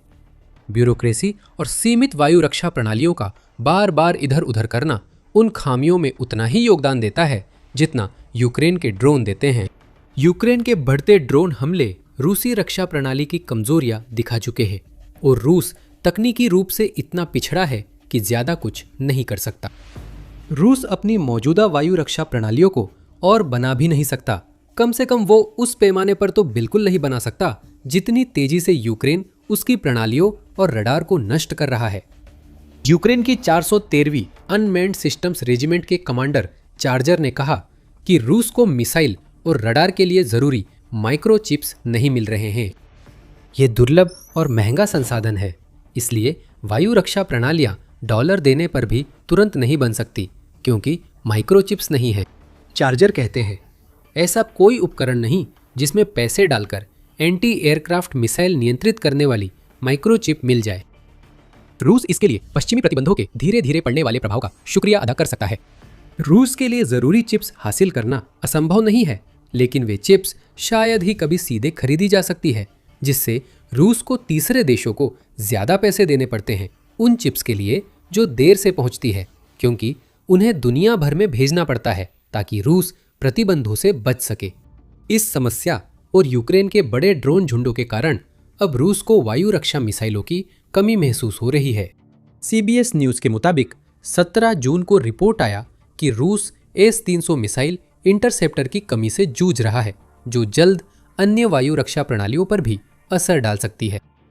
USF भले ही ड्रोन से प्रणालियों को नष्ट न कर रहा हो, उनमें से कई में झुंड रोकने लायक मिसाइलें भी नहीं हैं। जब आप इन सब को रूस के विशाल आकार और कब्जे वाले क्षेत्रों की रक्षा की अतिरिक्त जरूरत के साथ देखते हैं तो समझ आता है कि सिपाह ने रूस के वायु रक्षा नेटवर्क को जर्जर क्यों कहा। पहले ही सब कम था, USF द्वारा रूस की रक्षा प्रणाली तबाह करने के बाद और कम हो गया। इस तरह ये स्विस चीज की तरह छेदों से भरी हो गई है और USF इसमें और छेद करेगा। ये आत्मसंतुष्ट होने का समय नहीं है। 2026 के दूसरे हिस्से में हमें वही और ज्यादा देखने मिलेगा जैसा पहले हिस्से में हुआ। रिफाइनरियां, वायु रक्षा, लॉजिस्टिक्स, सैनिक जमावट आदि अब पहले से अधिक आसानी से पहुंच में हैं। और जैसे ही पुतिन अपनी सारी कोशिशें एक ऐसी फ्रंटलाइन मुहिम पर केंद्रित कर रहे हैं जो ठीक नहीं चल रही, यूक्रेन लगातार रूस की पिछली पंक्ति को कमजोर करता रहेगा, जिससे रूसी पीछे का हिस्सा पूरी तरह असुरक्षित रह जाएगा। जब 3 दिन की विशेष सैन्य कार्रवाई 4 साल से भी ज्यादा लंबी पिटाई में बदल जाए तो आप क्या करते हैं? तो फिर जब तक कामयाब ना हो जाओ तब तक दिखावा करते रहो। बिल्कुल, यूक्रेन युद्ध में रूस का यही तरीका रहा है और हर बार उसका खुलासा हो जाता है। और सोचिए क्या हुआ, ऐसा फिर से हो गया है। रूस के विशेष सैनिकों ने जापोरिजिया में झूठी जीत दिखाने की कोशिश की। यूक्रेन ने विशेष सैनिकों को असली हार दिखा दी। नकली जीत को अंतिम संस्कार बना दिया गया। रूस को लगा उसने सब समझ लिया है। मई अंत में रूस ने एयरबोर्न फोर्सेस की टोही इकाइयां तैनात की। उनका लक्ष्य स्टेपनोगोर्स्क था, जो युद्ध के दौरान विवादित बस्ती रही। रूस ने यहां साधारण इकाइयां नहीं भेजी और न ही सैनिकों को तोप का चारा बनाकर यूक्रेन के ड्रोन से नष्ट होने भेजा। इस बार रूस ने अपनी सेना की उन इकाइयों को भेजा जिन्हें उसकी चुनिंदा इकाइयों में माना जाता है। रूस की एयरबोर्न फोर्सेस सक्षम हैं। वे पैराट्रूपर हैं जिन्होंने ठीक ऐसे ही अभियानों के लिए प्रशिक्षण लिया है और उनका लक्ष्य सीधा था, स्टेपनोगोर्स्क पर धावा बोलना और पुतिन के लिए प्रचार की एक बड़ी जीत हासिल करना उस समय जब उन्हें इसकी सबसे ज्यादा जरूरत थी। हमें पता है कि इसका मकसद प्रचार था, क्योंकि रूस ने भेजी यूनिट्स अपने देश के झंडे लिए थी। रूस की तरफ से ऐसा पहले भी देखा गया है। वे सैनिकों को घुसपैठ के लिए भेजते हैं, उन्हें झंडा फहराने और कुछ फोटो खिंचवाने के लिए कहते हैं और फिर वे सैनिक भाग जाते हैं और छिप जाते हैं, एक झूठी कहानी बनाकर कि उन्होंने क्रेमलिन के लिए बड़ी जीत हासिल कर ली है। लेकिन स्टेपनोगोर्स्क में यूक्रेन ने यह नहीं होने दिया। रूसी यूनिटों की बढ़त पर यूक्रेन निगरानी कर रहा था। पुतिन के सैनिक यह नहीं जानते थे कि वे प्रचार की जीत नहीं बल्कि एक जाल की ओर बढ़ रहे थे। सब तैयार होने पर यूक्रेन ने माहिरता से वही जाल सक्रिय किया। इन सबके पहले स्टेपानोर्स्क के हमलावरों ने स्पेशल फोर्सेज ऑपरेशंस में कायदे के मुताबिक हर कदम उठाया। सब कुछ बिल्कुल योजना के मुताबिक ही होता हुआ लग रहा था। पुतिन के स्टॉर्म ट्रूपर्स ने अंधेरा होने तक इंतजार किया ताकि उन्हें देखना मुश्किल हो। हर सैनिक को अपनी गर्मी की पहचान छुपाने के लिए एंटी थर्मल कैमोफ्लाज से लैस किया गया था और उन्होंने एक ऐसी रात का भी इंतजार किया जब बारिश हो रही थी जिससे उन्हें और भी छुपाव मिल सके और यूक्रेन के ड्रोन के लिए उन्हें देख पाना और मुश्किल हो जाए। सैनिक जानते थे कि वे क्या कर रहे हैं और वही कर रहे थे जो उन्हें करना था। कुछ देर रूसी चेहरों पर मुस्कान रही होगी। फिर यूक्रेन ने हमला किया। HUR की आर्टन स्पेशल फोर्सेस यूनिट ने रूसी कब्जाधारियों को अपनी मौजूदगी दिखा दी। आर्टन ने तुरंत वार किया। यूक्रेन की स्पेशल फोर्सेस को पता था कि पुतिन के सैनिक घेरे हैं, इसलिए उन्होंने प्रस्ताव दिया, अभी समर्पण करो, इस युद्ध में जिंदा बच जाओगे। रूसी सैनिकों के लिए आत्मसमर्पण शायद ही विकल्प होता है, खासकर यदि वे मानते हैं कि उन्हें फिर से क्रेमलिन भेजा जाएगा। रूस ने स्वैच्छिक आत्मसमर्पण को अपराध घोषित कर दिया है। अब अगर सैनिक यूक्रेन के कहने पर सफेद झंडा उठाकर आत्मसमर्पण करते हैं तो उन्हें 10 साल तक की जेल हो सकती है। अगर ये रूसी आम सैनिक होते तो शायद वे जिंदा बचने के लिए गुलाग का जोखिम उठाते। हालांकि स्टेपानोर्स्क के घुसपैठिए रूस की एलिट टुकड़ियों का हिस्सा थे।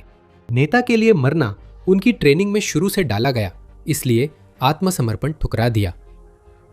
रूस के सैनिकों ने गोलीबारी शुरू की। इसके बाद एक खौफनाक खूनी मंजर था। HUR की आर्टोम यूनिट ने रहम नहीं किया। पुतिन के प्रचार प्रयासों को दूसरा झटका देते हुए यूक्रेन ने साफ कर दिया है कि मई के अंत में स्टेपानोर्स्क में क्या हुआ। हमारे पास सिर्फ हुर की रिपोर्ट ही नहीं है जो उस दुर्भाग्यपूर्ण रात को क्या हुआ इसकी पुष्टि करती है। हमारे पास वीडियो फुटेज है, बहुत सारी फुटेज है। हम बख्तरबंद गाड़ियों और टैंकों से ली गई तस्वीरें देखते हैं जब यूक्रेन के सैनिक अंदर घुसते हैं। उन गाड़ियों पर दुश्मन के धमाकों से हमला भी हुआ, लेकिन वे बच गई और आगे बढ़ती रही। आर्टोम कहते हैं कि उन्होंने भारी हथियारों और बेहतर उपकरणों वाले सैनिकों का सामना किया, लेकिन इससे फर्क नहीं पड़ा। यूक्रेन के सैनिक स्टेपानोर्स्क में घुसे और ऐतिहासिक सफाई अभियान चलाया। सैनिक छोटे दलों में बंटकर घर घर रूसी घुसपैठियों को तलाशने लगे। स्काउट्स आगे जाकर हलचल के संकेत ढूंढ रहे थे। हमलावर टुकड़ियां उनके पीछे गई और रूसी इकाइयों को तोड़ती रही। अंत में यूक्रेन जीता और पुतिन का प्रचार मिशन असफल रहा। रूस के एलिट सैनिक महिमा के लिए आए थे, लेकिन अंत में वे भी अपने 14 लाख साथियों की तरह मारे गए। जहां तक आर्टोम की बात है, उसके कमांडर का कहना है कि रूसी सेना को धोखे से सीधे उस जगह भेज दिया गया जिसे वह मारक घेरे कहते हैं, और वे पूरी तरह से उस खतरे के लिए तैयार नहीं थे जो उनका इंतजार कर रहा था। रूसी सेना की अभिजात वर्ग HUR की सुनियोजित रक्षा का सामना करने को तैयार नहीं थी। सैनिकों की समर्पण भावना, पेशेवराना रवैया और HUR के एक्टिव ऑपरेशंस विभाग की पड़ोसी इकाइयों और यूक्रेन की रक्षा सेनाओं के समन्वित सहयोग से हमारे क्षेत्र में स्थिति अब भी मजबूत है, आर्टियम के कमांडर विक्टर टोकारचुक ने कहा।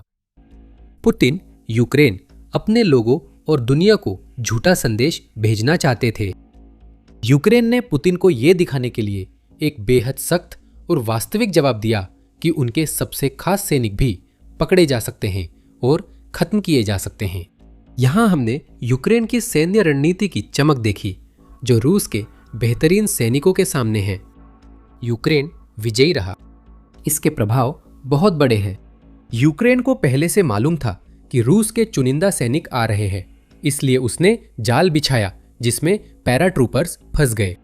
सारी सावधानियों के बावजूद और यहां तक कि जब रूसी सैनिकों ने विशेष बलों के तरीके का पूरी तरह पालन किया, तब भी यूक्रेन ने उन्हें हर कदम पर उनकी निगरानी की और न्याय दिलाने में सफल रहा। दुश्मन को घात में फंसाना नई सैन्य रणनीति नहीं है।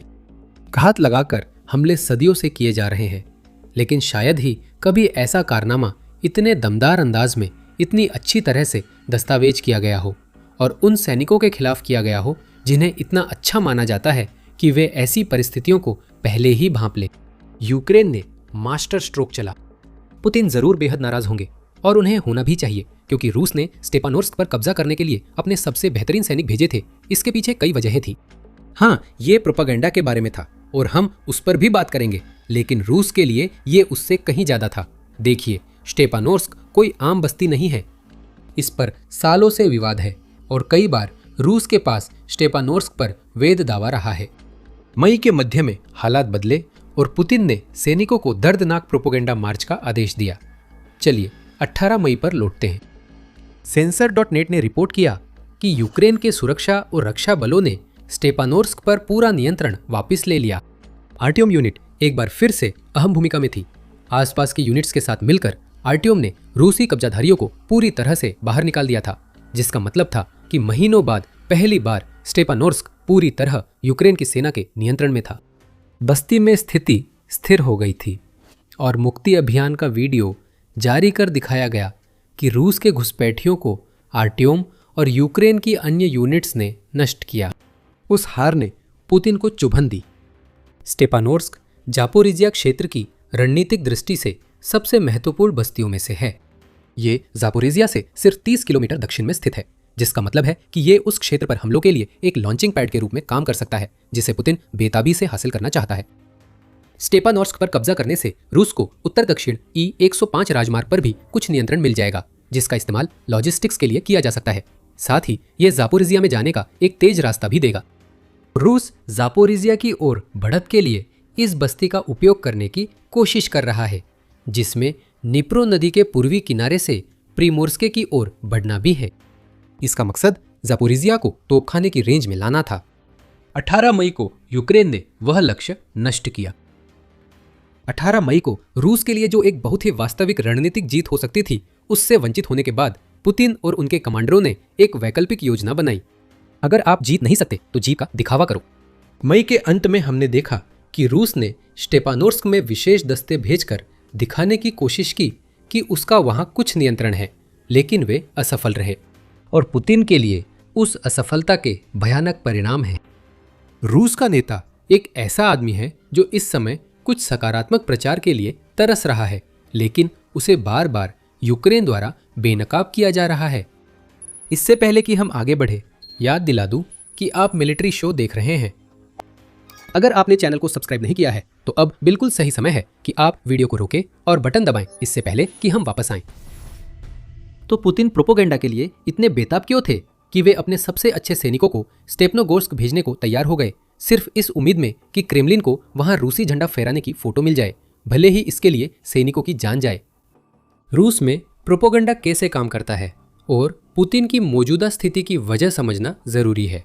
पुतिन के लिए संदेश सबसे अहम है। जब वे कहानी नियंत्रित करते हैं, हकीकत महत्वहीन हो जाती है। उनका मकसद हमेशा यही रहता है कि यूक्रेन में और यहां तक कि पूरी दुनिया में क्या हो रहा है, उस सच्चाई को अपने ही लोगों से छुपाया जाए। वो इसी तरह समर्थन बनाए रखते हैं। पुतिन अक्सर कार्रवाई कम, झूठ ज्यादा बोलकर रूसी सत्ता पर पकड़ बनाए रखते हैं। अगर उनका प्रचार ताकतवर लोगों को यूक्रेन में क्या हो रहा है इस बारे में रूसी दावे पर यकीन करने के लिए बहका देता है तो और अच्छा है। ये पुतिन के दबाव बनाने के तरीके हैं, जिन्हें शांति वार्ता या दूसरे देशों से यूक्रेन पर दबाव के लिए इस्तेमाल किया जा सकता है, ताकि यूक्रेन वो क्षेत्र छोड़े जिन पर रूस दावा करता है। पुतिन के प्रचार की ताकत यूक्रेन में भेजी गई उनकी सेना तक भी महसूस की जाती है। अप्रैल में अटलांटिक काउंसिल ने यूक्रेनी गैर सरकारी संगठन लिंग्वा लेक्सर और यूक्रेन के अभियोजक जनरल के कार्यालय द्वारा किए गए अध्ययन पर रिपोर्ट दी थी। उन्होंने 1000 से अधिक रूसी युद्धबंदियों से एकत्र सर्वेक्षण डेटा का विश्लेषण किया और पाया कि जो सैनिक पुतिन के प्रचार का समर्थन करते थे, वे यूक्रेन में पुतिन द्वारा शुरू युद्ध को वैध मानने की संभावना 6 गुना अधिक रखते थे। पुतिन की बकवास पर यकीन करने वाले लोग युद्ध में 2 गुना ज्यादा लौटना चाहते थे और सर्वेक्षण में शामिल लगभग आधे लोगों ने रूसी विश्व की अवधारणा को अपनाया, जो पुतिन द्वारा फैलाया गया एक साम्राज्यवादी विचारधारा है जो रूस की अनिवार्य श्रेष्ठता को बढ़ावा देती है, जिसे अक्सर केवल आत्म बलिदान के माध्यम से ही प्राप्त किया जा सकता है। ये परिणाम स्टेपनोगोर्स्क की घटनाओं के बारे में काफी कुछ बताते हैं। आत्मसमर्पण न करने वाले सैनिक केवल रूसी सजा और कैद से नहीं डर रहे थे। पुतिन का प्रचार शायद उन्हें वैसे ही ब्रेन वॉश कर गया जैसे यूक्रेन द्वारा पूछताछ किए गए कई युद्ध बंदियों के साथ हुआ। वे नेता पर भरोसा करते हैं और उसकी सोच के लिए खुद को कुर्बान करने को तैयार हैं। अगर रूस के विशेष सैनिक स्टेपनोगोर्स्क में सफल होते और पुतिन को रूसी झंडा फहराने की तस्वीर मिलती, तो वे उसी प्रचार तंत्र का हिस्सा बन जाते जिसने उन्हें यहाँ तक पहुँचाया। अगर वे फोटो ले आते तो पुतिन को परवाह नहीं होती कि वे मर गए। संदेश तैयार हो जाता, चाहे वह झूठा ही क्यों न हो। रूस की अजय शक्ति दिखाने वाले इस तरह के प्रचार को इकट्ठा करना जितना जरूरी है सेना को नियंत्रण में रखने के लिए, उतना ही नहीं बल्कि इस समय पुतिन के लिए व्यक्तिगत रूप से यह और भी ज्यादा जरूरी है। क्यों? पुतिन की रूस के ताकतवर नेता की छवि हाल ही में कमजोर हुई है, जिसे उनकी हाल की गतिविधियों में देखा जा सकता है। इंडिपेंडेंट की रिपोर्ट के अनुसार पुतिन ने रूसी सरकारी टीवी पर माना कि यूक्रेनी ड्रोन हमलों से देश को दिक्कतें हो रही है और देश भर में तेल रिफाइनरियां जल रही हैं। जहां तक महत्वपूर्ण बुनियादी ढांचे पर हमलों की बात है, खासकर ऊर्जा बुनियादी ढांचे पर, तो निश्चित रूप से हमारे बुनियादी ढांचा सुविधाओं पर ये हमले समस्याएं पैदा करते हैं, यह तो स्पष्ट है, पुतिन ने 28 जून को एक साक्षात्कार के दौरान कहा। पुतिन ने माना कि यूक्रेन के हमलों से ईंधन की कमी हुई है। कुछ हफ्ते पहले रूस के नेता ने माना कि सेना यूक्रेन में उनकी अपेक्षा अनुसार तेज नहीं बढ़ रही है। यह पुतिन के लिए आम नहीं है। वो एक ऐसे व्यक्ति है जो रूस की असफलताओं को शायद ही कभी स्वीकार करते हैं। फिर भी ये दोनों बयान उस अजय रूस की छवि पर चोट है जिसे पुतिन अपनी प्रोपेगेंडा के जरिए बनाना चाहते हैं। तो पुतिन ने ऐसा क्यों किया? उन्हें करना पड़ा। यहाँ तक कि वे रूसी भी, जो पुतिन की प्रोपेगेंडा पर विश्वास करते हैं, इस तथ्य को नज़रअंदाज नहीं कर सकते कि 2026 में यूक्रेन ने पहल अपने हाथ में ले ली है। रूसी लोग क्षितिज पर आग और आसमान में धुआं जो यूक्रेन के ड्रोन हमलों से है नज़रअंदाज नहीं कर सकते। पुतिन के लिए ये स्वीकारोक्तियाँ ये दिखाने की बेताब कोशिश है कि वे अपने ही लोगों पर जो मुश्किलें थोप रहे हैं उनसे खुद को जुड़ा हुआ दिखाना चाहते हैं। ये फिर से प्रोपेगेंडा है, बस वही नहीं जो पुतिन चाहते हैं। फिर भी फिलहाल के लिए यह एक अस्थायी समाधान के रूप में काम करेगा। पुतिन को वास्तव में जिसकी ज़रूरत है और जो उन्होंने स्टेपनोगोर्स्क में हासिल करने की कोशिश की, वह है एक स्पष्ट जीत जिसे वे रूसी जनता के सामने पेश कर सके। वो जापोरिजिया के पास रूसी झंडा फहराना चाहते थे ताकि दिखा सके कि हम आगे बढ़ रहे हैं और यूक्रेनी बस्तियां गिर रही हैं। अगर रूस के आला लोग स्टेपनोगोर्स्क में कामयाब हो जाते तो पुतिन युद्ध में जीत का दावा कर सकते थे, चाहे वो जीत नकली ही क्यों न हो। लेकिन यूक्रेन ने उस झूठी कहानी गढ़ने की कोशिश को नाकाम कर दिया और उसे सीधे पुतिन के मुंह पर दे मारा। मामला सिर्फ इतना नहीं है कि R10 यूनिट ने रूस के एलिट सैनिकों को स्टेपनोगोर्स्क में जाल में फंसा दिया। ऑपरेशन की फुटेज ही पुतिन के लिए असली झटका है। अगर उसे झंडे की फोटो मिल भी जाती, बाद की फुटेज ने उसके सारे दावे झूठे साबित कर दिए। अब एक ऐसा नेता जिसकी ताकत प्रोपेगेंडा पर टिकी थी, वह लड़खड़ा रहा है। रूस अंदर से अस्थिर है। पुतिन की क्रीमिया पर पकड़ यूक्रेनी अलगाव अभियान से कमजोर हो रही है और अब वह झूठी जीत का दावा भी नहीं कर सकते क्योंकि यूक्रेनी सेनाएं उनके सबसे अच्छे सैनिकों को रोकने में सक्षम हैं। ये पुतिन के लिए बुरा सपना है, पर यूक्रेन के लिए ऐसी फर्जीबाड़ी से लड़ना सामान्य है।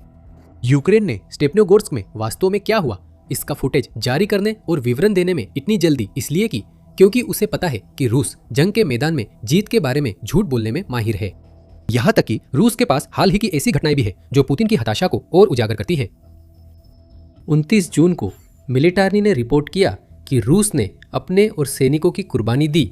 इस बार सिर्फ नोवोसेलिव्का में रूसी झंडा फहराते हुए एक तस्वीर लेने के लिए, जो कि जापोरिजिया का एक और गांव है। रूस की 38वीं गार्ड्स मोटर राइफल ब्रिगेड को यह जिम्मा मिला, लेकिन यूक्रेनी ड्रोन और पैदल सेना की कार्रवाई से वे असफल रहे और झंडा उठाने वाले सैनिक पकड़े गए। अगर आपको इस बात पर कोई शक है कि पुतिन को अपनी प्रोपेगेंडा जीत की कितनी जल्दी है, तो एक महीने में झूठा झंडा फहराने की दूसरी कोशिश ही सब कुछ बता देती है। 2025 के अंत में भी रूस ने जीत का दिखावा करने की कई कोशिशें की ताकि वैसा ही प्रोपेगेंडा बनाया जा सके जैसा उसने स्टेपनोगोर्स्क में करने की कोशिश की थी। दिसंबर 2025 में UKR उक्राइनफॉर्म ने बताया कि रूसी हमलावरों ने खार्किव के वोकचांस्क में भी वही करने की कोशिश की। इस बार यूक्रेन की 16वीं आर्मी कॉर्प्स की 57वीं अलग मोटराइज्ड इन्फेंट्री ब्रिगेड के सैनिकों ने झंडा फहराने की कोशिश को रोक दिया। रूस ने खास सैनिक नहीं भेजे थे, बस लोगों को चुपके से भेजा। रूसी झंडा फहराया और भाग गए। ये वोचांस्क में काम नहीं आया और रूस की ये चाल कुपियांस्क में भी नहीं चली। इसके अलावा दिसंबर में रूस ने कुपियांस्क शहर पर कब्जा करने के बारे में पूरी तरह से झूठ बोला। यूक्रेन के राष्ट्रपति वोलोदिमीर जेलेंस्की खुद शहर जाकर फोटो खिंचवाए ताकि रूस की झूठी बातों को गलत साबित कर सके।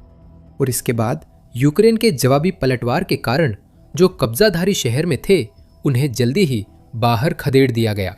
रूस बार बार झूठे दावे करता है कि उसने बढ़त पाई, लेकिन यूक्रेन हर बार उनकी असलियत दिखा देता है।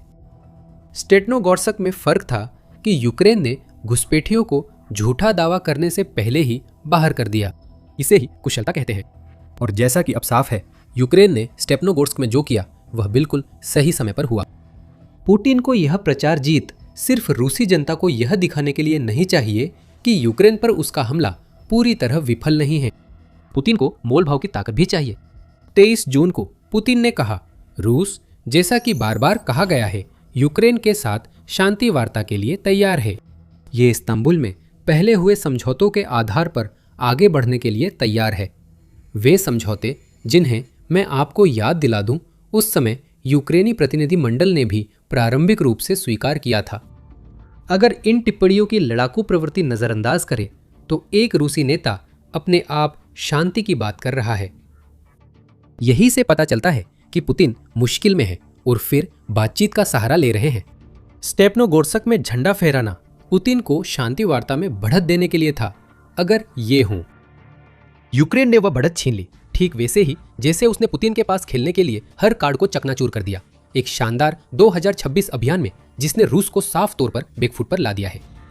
स्टेपनोगोर्स्क की घटनाएं सिर्फ चुनिंदा रूसी सैनिकों को मारने या पुतिन से रणनीतिक गांव छीनने तक सीमित नहीं है। पुतिन उस युद्ध से निकलने का रास्ता ढूंढ रहे हैं जिसे उन्होंने शुरू किया था। इसलिए वे शांति की बात कर रहे हैं और मान रहे हैं कि यूक्रेन अभियान का रूसी जनता पर असर हुआ है। वे समय खरीद रहे हैं ताकि झूठा प्रचार पाकर इस मुश्किल दौर से निकले, सत्ता में रहें और बातचीत से मनचाही चीजें हासिल करें। यूक्रेन ने सब छीन लिया और साफ किया कि रूस स्टेपनोगोर्स्क पर कब्जे के करीब नहीं है।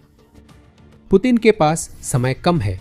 यूक्रेन के सामने आत्मसमर्पण होने वाला है। ये वैसा नहीं है जैसा आप सोच रहे हैं।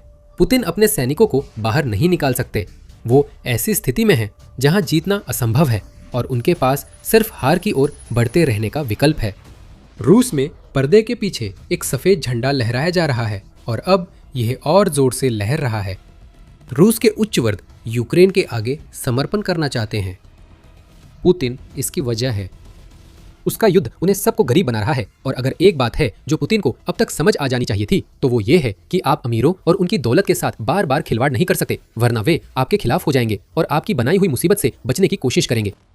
धन कुबेर बाहर जाना चाहते हैं और इसके लिए पुतिन जिम्मेदार हैं।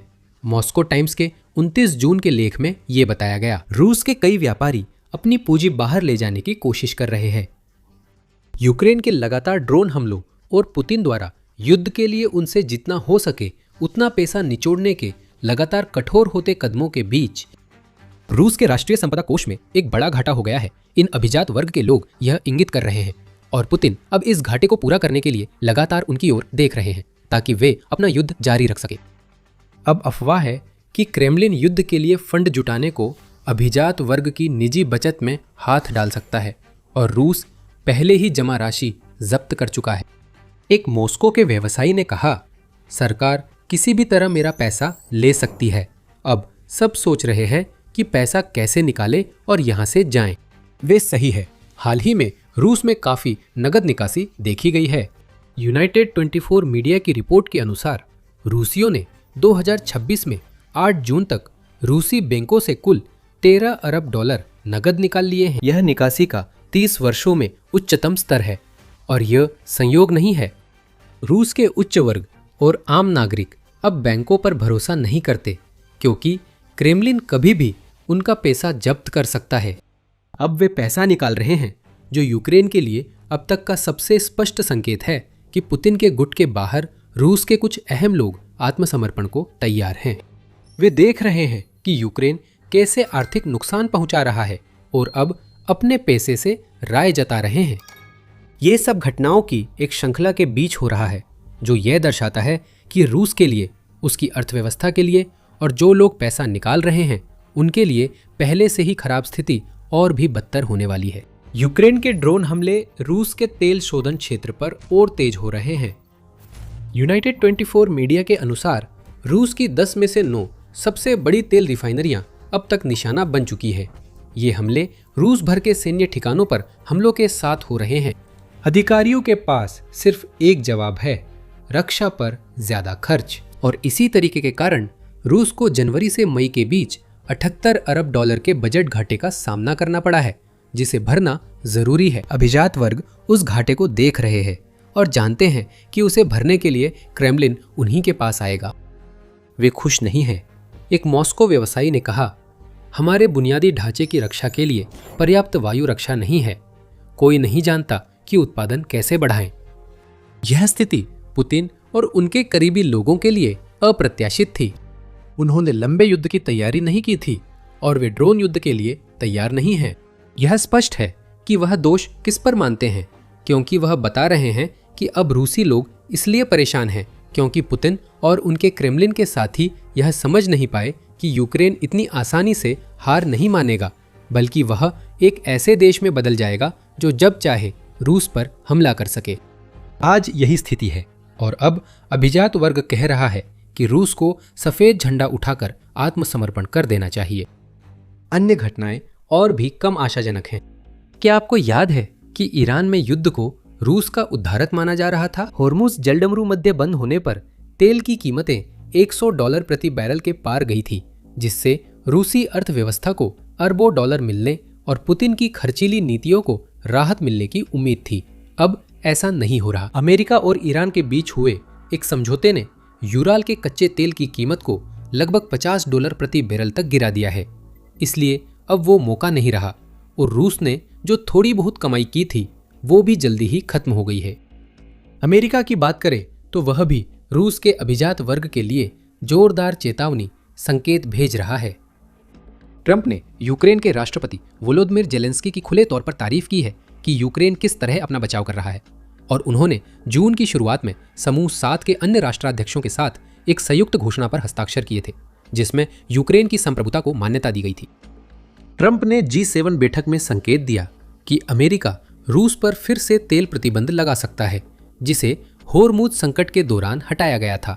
ये रूस के तेल उद्योग के लिए बड़ा झटका होगा, जो पहले ही अच्छे दिनों की गलतफहमी से जूझ रहा है।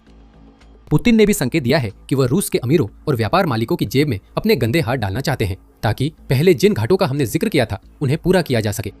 अप्रैल में यूनाइटेड 24 मीडिया ने बताया कि रूस अत्यधिक मुनाफों पर नया विंडफॉल टैक्स लगाने की तैयारी में है। अमीर और ओलिगार्क्स खुश नहीं होंगे। उन्होंने पहले रूस के युद्ध में स्वेच्छा से मदद की पेशकश की थी। पुतिन को भरोसा नहीं है कि योगदान पर्याप्त होंगे। अब वे एक नया टैक्स प्रस्तावित कर रहे हैं जो व्यवसायों के 2025 के वित्तीय नतीजों के आधार पर अतिरिक्त मुनाफे पर 20% तक जा सकता है। रूस ने इससे पहले भी 2018 से 19 और 2021 से 22 के बीच ऐसा किया है, जिससे बजट में अरबों डॉलर आए थे।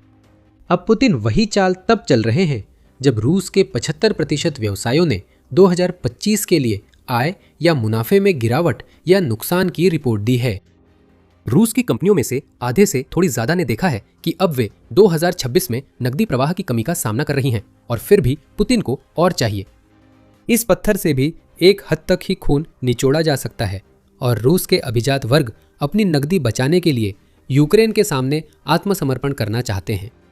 अभिजात वर्ग देख रहे हैं कि उनके नेता ने असफल प्रणाली बनाई और अब वह उनका पैसा चाहता है ताकि यूक्रेन युद्ध पर अपनी एकांगी सनक के कारण जो नुकसान वह लाजिमी तौर पर करेगा उसे समेट सके। इसीलिए वे इससे बाहर निकलना चाहते हैं। वे आने वाली मुसीबत साफ देख रहे हैं, क्योंकि ये सब जिस कमदूरदर्शी सोच से पैदा हुआ वही दरअसल रूसी तरीका है।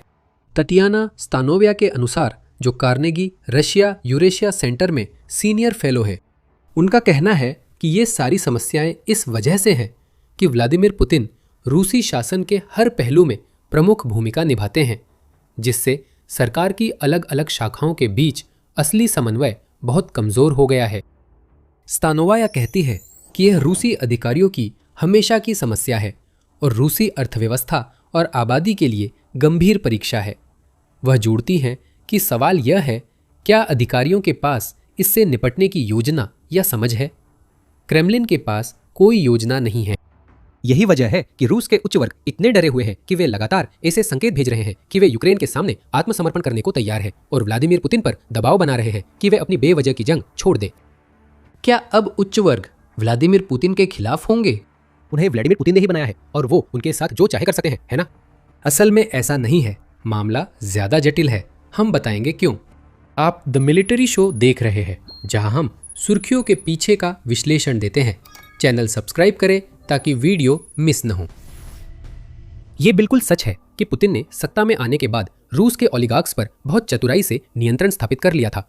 1990 के दशक में उस नई पीढ़ी के धनाढ्य पुरुषों और महिलाओं के पास रूस पर उतना ही नहीं बल्कि उससे भी ज्यादा शक्ति थी जितनी कि सोवियत संघ के पतन के बाद उभरे राजनीतिक नेताओं के पास थी। पुतिन ने 2000 में रूस के राष्ट्रपति बनने पर इसे एक समस्या के रूप में पहचाना और उन्होंने जल्दी ही इसे ठीक करने के लिए काम करना शुरू कर दिया। और उन्होंने जल्दी ही शुरुआत कर दी। एनपीआर की रिपोर्ट के मुताबिक 2000 की गर्मियों में पुतिन ने रूस के 21 सबसे अमीर लोगों को क्रेमलिन में एक बैठक के लिए आमंत्रित किया। उन लोगों को नहीं पता था कि उनके लिए क्या होने वाला है। शायद उन्हें लगा कि कोई और नया नेता उनसे चंदा मांगने वाला है। पुतिन वैसे नहीं थे जैसा उन्होंने सोचा था। रूस के नए नेता ने धन कुबेरों को विकल्प दिया। घुटने टेककर पुतिन का साथ दो तो वे अपनी अरबों की दौलत, महल और सारी ऐशो आराम की चीजें रख सकते थे, लेकिन अगर उन्होंने विरोध किया तो इसके गंभीर परिणाम भुगतने पड़ते।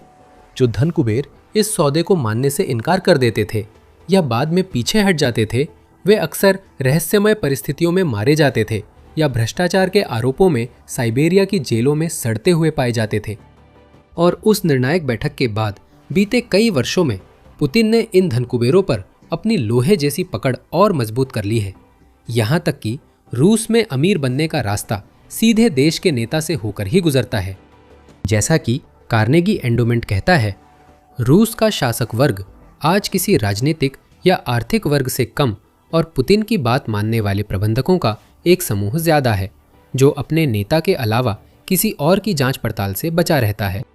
यही परजीवी संबंध पुतिन ने बढ़ाया जिससे रूस के सबसे अमीर लोग उनके खिलाफ नहीं हुए, जबकि उनकी जंग से उनके बैंक खातों को नुकसान हुआ। इन रिश्तों में ज्यादा बदलाव नहीं आया है। पुतिन अब भी रूस के बड़े धनकुबेरों पर अपना दबदबा बनाए हुए है। हम नहीं देख रहे कि रूसी धनकुबेर बड़ी संख्या में पुतिन से दूर जा रहे हैं और वे रूस के इकलौते अभिजात्य वर्ग भी नहीं हैं। यहाँ हम देख रहे हैं कि वे कारोबारी जो शायद कई अरब की संपत्ति वाले नहीं हैं, पाला बदलना चाहते हैं। ये छोटे और मध्यम आकार के व्यवसायी हैं जो उन कंपनियों को चलाते हैं जो रूसी अर्थव्यवस्था में आधे से ज्यादा नौकरियों के लिए जिम्मेदार हैं। मॉस्को टाइम्स के मुताबिक छोटे व्यवसाय रूस की अर्थव्यवस्था का लगभग 5वां हिस्सा है। ये कंपनियां ईंधन और उत्पाद उन्हीं ओलिगार्क से खरीदती हैं जो पुतिन द्वारा सौंपे गए सरकारी उपक्रमों और विशाल कारोबारों की देखरेख करते हैं। अगर ये अभिजात वर्ग, चाहे वे छोटे ही क्यों ना हो, अपना पैसा निकाल रहे हैं और हार मान रहे हैं तो यह पुतिन के लिए एक बहुत बड़ी समस्या है। यह ऐसा है जैसे ताश के महल की नींव हटा दी जाए, पूरा महल ढह जाता है और हर ताश का पत्ता जमीन पर गिर जाता है। पुतिन देख चुके हैं कि कई मध्यम स्तर के अभिजात लोग देश छोड़ चुके हैं। जब पुतिन ने अपना आक्रमण शुरू किया था, उसके शुरुआती महीनों में ही यूके ने रिपोर्ट किया था कि रूस के 15,000 करोड़पति देश छोड़ने की कोशिश कर रहे थे। ये लोग ओलिगार्क्स नहीं हैं, पर फिर भी रूस के उच्च वर्ग में हैं। आर्थिक रूप से देखें तो ये लोग अभिजात्य वर्ग के हैं और ये अपना पैसा बाहर निकालना चाहते हैं। अब जैसे ही पुतिन न केवल बचे हुए करोड़पतियों की जेब में बल्कि उन लोगों की जेब में भी और गहराई से हाथ डाल रहे हैं जो थोड़े नीचे हैं और जिन्हें लगता है कि उन्होंने काफी कुछ दे दिया है, वह उन लोगों के लिए एक आदर्श माहौल बना रहे हैं जो सफेद झंडा उठाना चाहते हैं। पुतिन उन्हें गरीब बना रहे हैं सिर्फ एक ऐसी जंग के लिए जिसे उनमें से कोई भी सच में नहीं चाहता। ये सब इसलिए हुआ क्योंकि पुतिन और साथियों ने फरवरी 2022 में कथित विशेष सैन्य कार्रवाई शुरू करते समय क्या छेड़ रहे थे ये नहीं देखा। यूक्रेन के बारे में कभी नहीं सोचा गया था कि वो आज जैसा बन जाएगा। ना ही लंबी दूरी के ड्रोन हर हफ्ते रिफाइनरियों पर हमला करने वाले नहीं थे। रूस को छुआ तक नहीं जाना था। पुतिन का सिस्टम यूक्रेन में युद्ध सीमित रहने तक ठीक चलता रहा, चाहे अरबों खर्च हो या लाखों रूसी मारे जाए। अभिजात वर्ग को अब भी उनका हिस्सा मिलता है, लेकिन अब युद्ध यूक्रेन के पक्ष में है। जमीनी मोर्चे पर रूस की धीमी या न के बराबर प्रगति को जलता तेल, यात्रा में बाधाएं, ईंधन की कमी और युद्ध की ये समस्याएं और मुश्किल बना रही हैं, जो अब रूस तक पहुंच चुकी है, जबकि युद्ध यूक्रेन तक सीमित रहना था। युद्ध पर खर्च के साथ यूक्रेन की रणनीति रूस के लिए पैसा कमाना कठिन बना रही है, जिससे अभिजात वर्ग प्रभावित हो रहा है। जो लोग पहले पुतिन से लाभान्वित थे, अब वही व्यवस्था उन्हें चोट पहुंचा रही है और वे जल्द ही अपने नेता के खिलाफ हो सकते हैं। वे पहले से ही ऐसा कर रहे हैं, नकद निकालकर और अपनी दौलत छुपाने की कोशिश करके। पुतिन जितने अनजान वे अक्सर होते हैं, फिर भी देख सकते हैं कि माहौल किस तरह बदल रहा है और वे कुछ ऐसा कर रहे हैं जिससे कम से कम कुछ समय के लिए अभिजात वर्ग को शांत किया जा सके, ताकि वे अपनी जंग जारी रख सके। वे आम जनता पर बोझ डाल रहे हैं। क्या आपको याद है जब हमने बताया था कि रूसी अभिजात वर्ग अपने बैंक खातों से पैसे निकाल रहे हैं क्योंकि उन्हें डर है कि क्रेमलिन उनकी नकदी जब्त कर लेगा ताकि युद्ध के लिए फंड जुटाया जा सके? वे सही थे, क्योंकि वही प्रस्ताव अब क्रेमलिन की ओर से आ गया है और इसका बोझ आम लोगों को ही उठाना पड़ेगा। 29 जून की आरबीसी यूक्रेन रिपोर्ट के मुताबिक रूसियों की नकदी जब्त करने पर चर्चा सरकार के उच्च स्तर पर हुई है। जैसे ही पुतिन राष्ट्रीय संपदा कोष को फिर से भरने और रूस की बजट घाटे की समस्या को हल करने के लिए बेतहाशा तरीके खोज रहे हैं, ये प्रस्ताव रूस की कम्युनिस्ट पार्टी के नेता गेनादी ज़्युगानोव ने दिए हैं, जो कहते हैं कि रूसी बैंक खातों में 1.6 ट्रिलियन डॉलर से भी ज्यादा की रकम पड़ी है, जिसे युद्ध के प्रयासों के लिए इस्तेमाल किया जा सकता है। वह पैसा न तो उत्पादन में लगाया जा रहा है और न ही किसी और चीज में, यहाँ तक कि जीत हासिल करने में भी नहीं। इस समस्या को जल्दी हल किया जा सकता है। अगर मैं राष्ट्रपति होता तो एक आदेश से कर देता। युद्ध में उनके पास ये अधिकार है, वे सर्वोच्च सेनापति है, ज़्युगानोव ने कहा। क्रेमलिन इतना आगे जाता हुआ नहीं दिख रहा है, कम से कम अभी तक तो नहीं। रूस का वित्त मंत्रालय एक विधायी ढांचा बना रहा है, जिससे वो निजी फंडों द्वारा प्रबंधित 40 अरब डॉलर की रूसी पेंशन बचत का उपयोग कर सकेगा। वे फंड क्रेमलिन के पेंशन सिस्टम में ट्रांसफर होंगे, जिससे पुतिन उन्हें अपने युद्ध समर्थक व्यवसायों में निवेश कर सकेंगे। अभिजात वर्ग जानते हैं कि इसका क्या मतलब है, इसी वजह से वे अपने बैंक खातों से पैसे निकाल रहे हैं और आत्मसमर्पण की मांग कर रहे हैं। अगर पुतिन सोचते हैं कि ऐसे कदम से आम रूसी लोगों पर वार कर बच सकते हैं, तो वे शायद गलत है। यह उनकी मदद नहीं करेगा, लंबी अवधि में नहीं, यह सिर्फ और ज्यादा नाराज रूसी पैदा करेगा। ऐसे समय में जब पुतिन पर भरोसा उस स्तर तक गिर गया है जो आक्रमण की शुरुआत के बाद से नहीं देखा गया था। पुतिन की लोकप्रियता रेटिंग पिछले कई हफ्तों से गिर रही है, यहाँ तक कि क्रेमलिन समर्थित जनमत शोध केंद्र ने अपनी पोलिंग पद्धति बदल दी है और अब वह आम तौर पर किए जाने वाले टेलीफोन इंटरव्यू के साथ साथ घर घर जाकर सर्वे भी जोड़ रहा है। जब आप किसी के सामने खड़े होकर उसे घूर रहे होते हैं, तो उसे ये कहने के लिए डराना कि वो पुतिन से खुश है बहुत आसान हो जाता है। पुतिन रूस में बन रहे खराब माहौल को शांत करने की कोशिश कर रहे हैं और पिछले कुछ हफ्तों में उन्होंने सार्वजनिक रूप से ज्यादा बार दिखना शुरू किया है। हालांकि इनमें से ज्यादातर कार्यक्रम मॉस्को के बाहर नहीं हुए हैं। रूस के नेता लोगों से पैसा निकालने के लिए खुद को उस मीठे मुलम्मे की तरह पेश कर रहे हैं जो कड़वी दवा निगलना आसान बना दे। ये एक साहसी रणनीति है, लेकिन 4 साल से ज्यादा समय से चल रही जंग और पुतिन द्वारा पहले ही पैदा की गई आर्थिक तबाही के बाद आपको सोचना पड़ेगा कि ये युद्ध से थकी हुई जनता पर कितना असर करेगा। यूक्रेन फिर भी वही करेगा जो कर रहा है। पैसे पर चोट करने से पुतिन पर दबाव बढ़ेगा, जिससे वे गलत फैसले लेंगे और सभी, चाहे उच्च वर्ग हो या आम जनता, उनके खिलाफ हो जाएंगे। यूक्रेन द्वारा रूस के अमीरों को दी गई मुश्किलें क्रीमिया में दिख रही है, जहां अमीर पर्यटकों की रोती हुई तस्वीरें सामने आने लगी है, क्योंकि वे इस पिटे हुए और अलग थलग प्रायद्वीप से बाहर नहीं निकल पा रहे हैं। पूर्व US army commander Ben hoses कहते हैं कि अब यूक्रेन को दिखाना है कि रूसी लोग जन्म से देश के लिए कष्ट सहने को तैयार नहीं हैं। ये तकलीफ आखिर कितनी दूर तक जाएगी जब पुतिन आपकी जेब से पैसे निकाल रहे हैं और ऐसे युद्ध के लिए आपकी जिंदगी बदतर बना रहे हैं जिसकी परवाह शायद सिर्फ उन्हें ही है। यूक्रेन हर हमले, युद्ध क्षेत्र में जीत और हर कार्रवाई के साथ यही सवाल उठाता है जो क्रेमलिन को पुतिन के युद्ध के लिए ज्यादा फंड जुटाने पर मजबूर करती है। जिन्होंने तकलीफ झेली है उनसे, यहां तक कि अभिजात्य वर्ग से भी और ज्यादा करने को कहा जा रहा है। यह रणनीति हमेशा नहीं चल सकती। पुतिन के लिए पतन आने वाला है और उनकी सबसे बड़ी समस्या यह है कि उन्हें नहीं पता कि इसका कारण क्या होगा। शायद वे ओलिगार्क्स, जिन्हें इतने लंबे समय से नियंत्रित किया गया है, परछाइयों में साजिश रच रहे हैं, क्योंकि पुतिन की हरकतें अब उन्हें नुकसान पहुंचाने लगी हैं। निचले स्तर के अभिजात्य वर्ग रूस को कमजोर करने में उतनी ही भूमिका निभाएंगे जितना कि वे पुतिन से पैसा दूर रखकर और यूक्रेन के आगे झुक कर निभाएंगे जितना किसी विद्रोह से। यूक्रेन पुतिन पर इतना दबाव डाल सकता है कि वे अपने लोगों से चोरी करते रहे जब तक लोग विद्रोह को मजबूर न हो। अरे, जिस क्रीमिया के अलगाव का हमने अभी जिक्र किया, वो ही शायद काफी हो रूसियों की भीड़ को कर्च ब्रिज के जरिए मुख्य भूमि की ओर भागने के लिए मजबूर करने के लिए, और इससे वो रूसी प्रभुत्व का प्रतीक टूट जाएगा जिसे पुतिन यूक्रेन पर रूसी जीत की अनिवार्यता के अपने झूठ को बनाए रखने के लिए इस्तेमाल कर रहे हैं। जीत के उलट हालात सामने आते देखना और पैसों की तमाम समस्याएं रूसी जनता को जगा देने के लिए काफी हो सकती है। सच ये है कि पुतिन रूस में कई लोगों को नाराज कर रहे हैं। अभिजात वर्ग नाराज है और आम लोग आर्थिक रूप से परेशान हैं। पुतिन सबको गरीब बना रहे हैं और जल्द ही समझेंगे कि यह इतना बुरा विचार क्यों है। 17 जून 2026 रूसी सेना के लिए एक काला दिन था। क्यों? यही वो दिन था जब ये खबर आई कि एक गंभीर मील का पत्थर पार हो गया है, 1.4 मिलियन। पुतिन द्वारा फरवरी 2022 में यूक्रेन पर पूर्ण आक्रमण शुरू करने के बाद रूस ने इतने हताहत झेले हैं, और ये एक भयावह आंकड़ा है जो दिखाता है कि तथाकथित विशेष सैन्य अभियान कितनी बड़ी विनाशकारी विफलता रहा है। ये संख्या देखकर पुतिन जैसा साइकोपैथ भी घबरा जाएगा।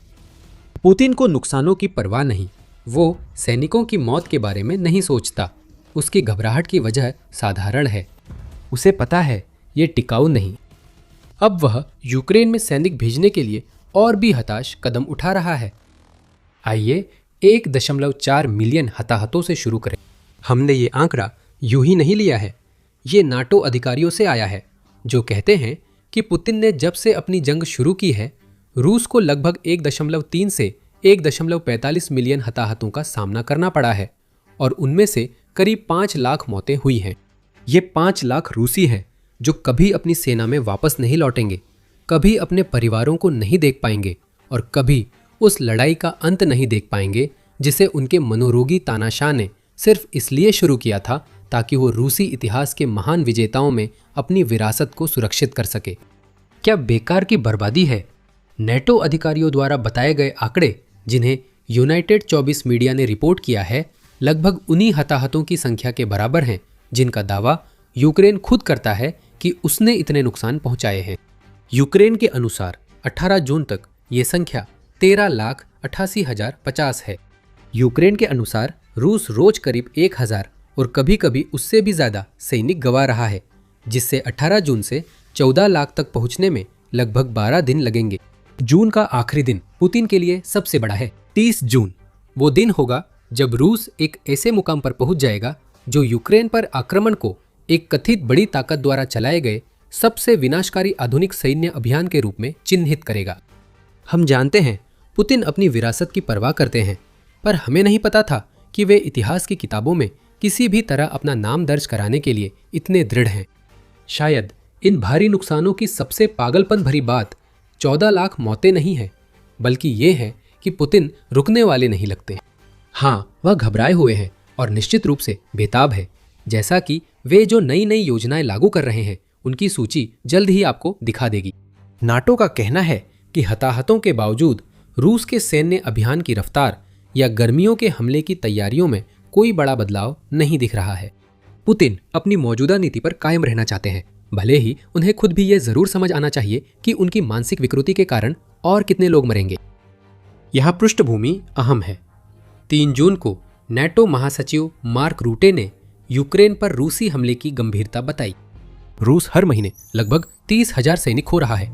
रूटे ने कहा, रूस एक महीने में जितने सैनिक खोता है उतने सोवियत संघ ने 10 साल अफगानिस्तान में नहीं खोए थे ये आंकड़े असाधारण हैं। इसे असाधारण कहना एक तरीका है, हम तो इसे पागलपन कहेंगे। रूटे ने न सिर्फ इन भारी नुकसानों के लिए पुतिन को आड़े हाथों लिया, जो रूस के पिछले बड़े सैन्य अभियान की तुलना में वाकई बहुत ज्यादा हैं, बल्कि इस बात के लिए भी कि रूस अपने सैनिकों को किस तरह मोर्चे पर भेजता है। आपको सीधे उथल पुथल में झोंक दिया गया है। आपको ऐसे उपकरण और सामान दिए जा रहे हैं जो आपकी ज़रूरतों को पूरा नहीं करते।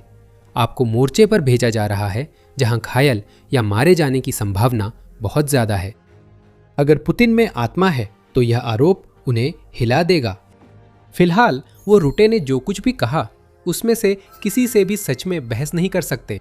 अगर देखा जाए तो रूटे पुतिन के प्रति थोड़े उदार ही है जब बात उन नुकसानों की आती है जिनके लिए वो हर महीने जिम्मेदार हैं। वे सही कह रहे हैं कि रूस हर महीने जितने सैनिक खोता है उतने पूरे अफगानिस्तान युद्ध में भी नहीं खोए थे। American archive of public broadcasting के अनुसार रूस को उस 10 साल के संघर्ष में लगभग 15,000 हताहत हुए। मामला सिर्फ संख्या का नहीं है। रूस को हर महीने जितने हताहत होते हैं वो अफगान युद्ध के 10 साल में हुए हताहतों से दोगुना है। और अगर हम 1.4 मिलियन की कुल संख्या पर वापस आएं, तो यह किसी भी बड़ी ताकत द्वारा द्वितीय विश्व युद्ध के बाद झेली गई सबसे बड़ी संख्या है। असल में रूस यहां महीनों पहले ही जो रिकॉर्ड बना चुका है उसी को और आगे बढ़ा रहा है। 28 जनवरी को यूरो न्यूज़ ने centre for strategic and international studies यानी CSIS की एक रिपोर्ट के बारे में लिखा, जिसमें बताया गया कि रूस को हुए 1.2 मिलियन हताहत पिछले 80 वर्षों में किसी बड़ी ताकत के लिए रिकॉर्ड है। इसने अमेरिका से भी तुलना की। कोरिया युद्ध में 4,246 मौतें, वियतनाम युद्ध में 47,434 मौतें।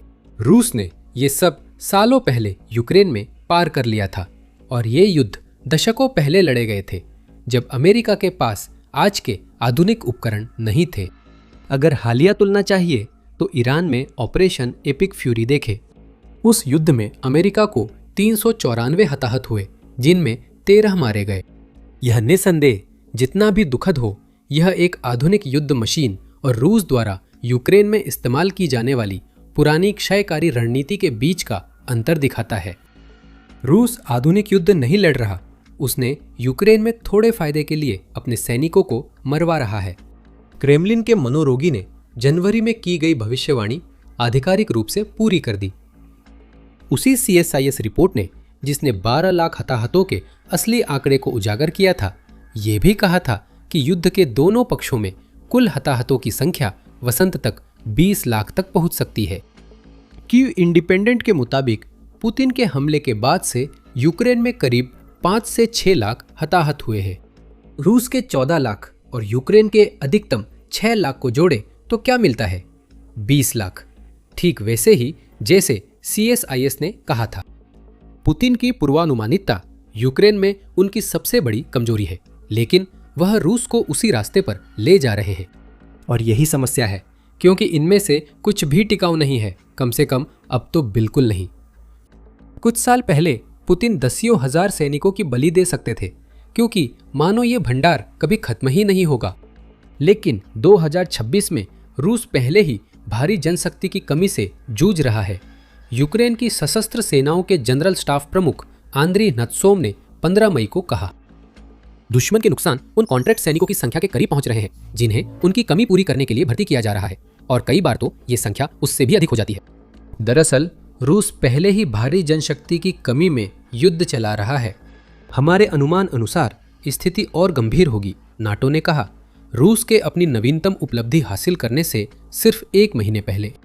और रूसी भर्तीकर्ताओं को स्वयंसेवक ढूंढने में हो रही मुश्किल के उनके दावे का समर्थन 14 जून की CNN रिपोर्ट भी करती है, जिसमें कहा गया है कि 2026 की पहली तिमाही में रूसी स्वयंसेवी सैनिकों की भर्ती 2025 की तुलना में 20% कम रही। और यहाँ तक कि क्रेमलिन द्वारा संभावित स्वयंसेवकों को दी जा रही बेहुदा वित्तीय प्रोत्साहन भी उन लोगों को मनाने के लिए पर्याप्त नहीं है जो जानते हैं कि यूक्रेन जाना मौत का फरमान है।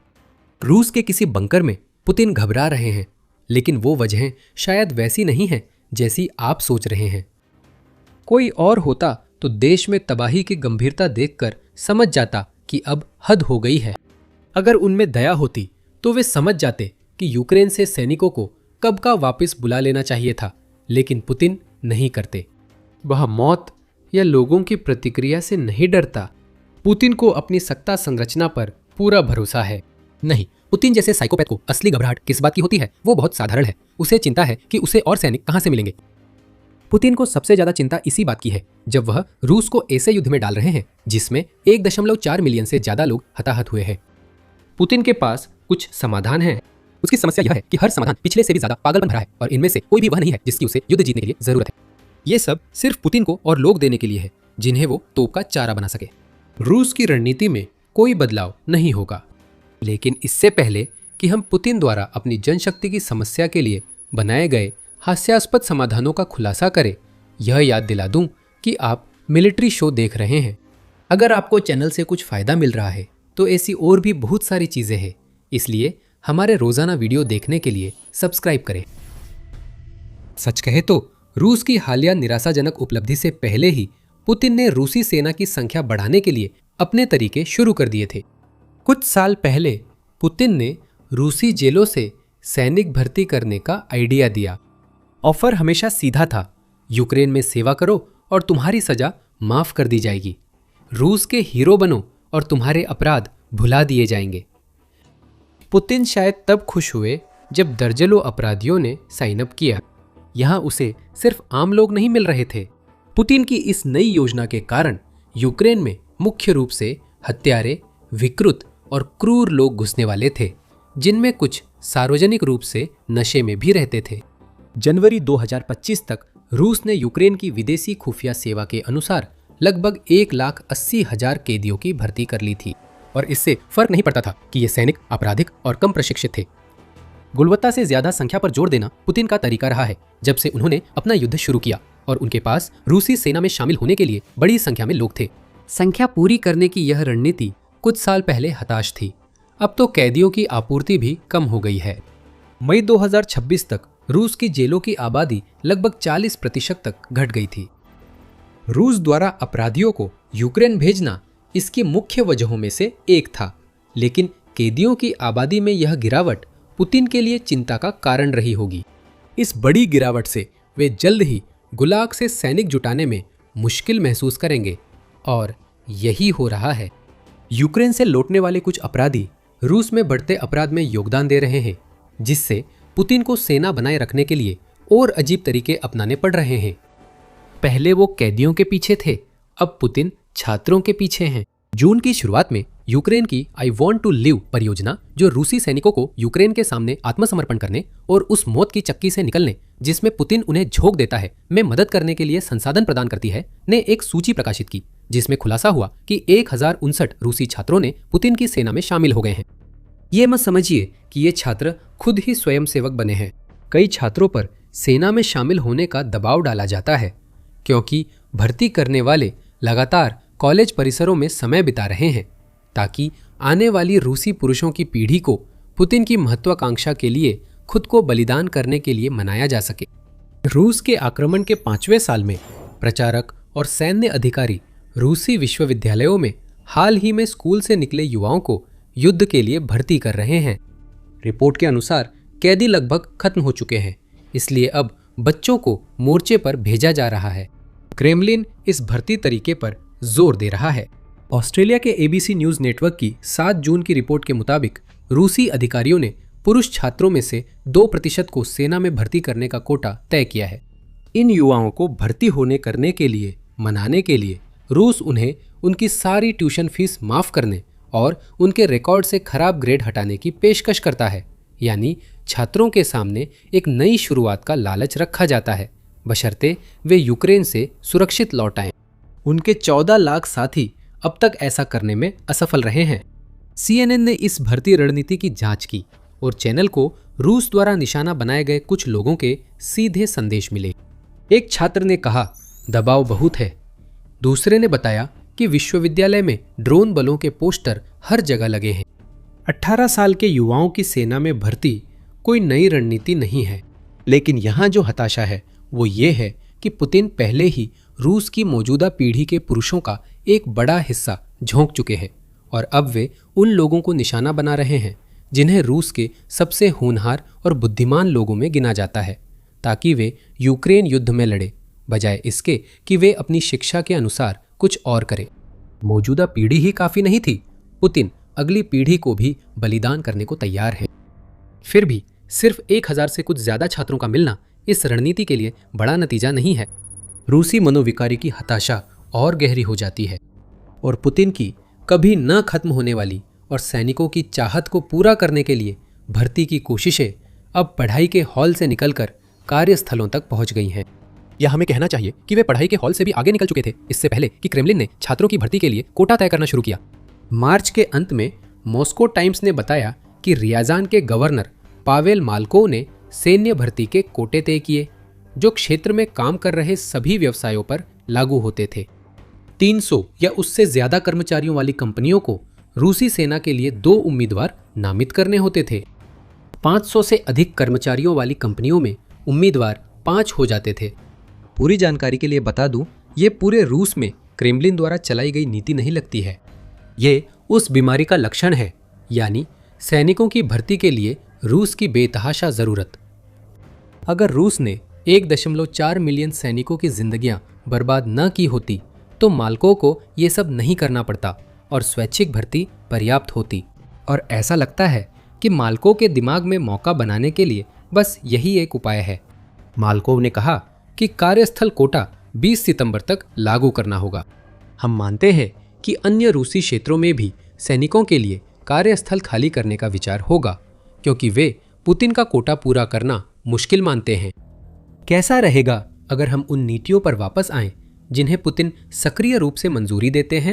जैसे ही रूस 2026 की अपनी भर्ती संकट से जूझ रहा है, क्रेमलिन वही चीज और ज्यादा कर रहा है जो वह पहले से कर रहा था, यानी समस्या पर पैसा झोंकना।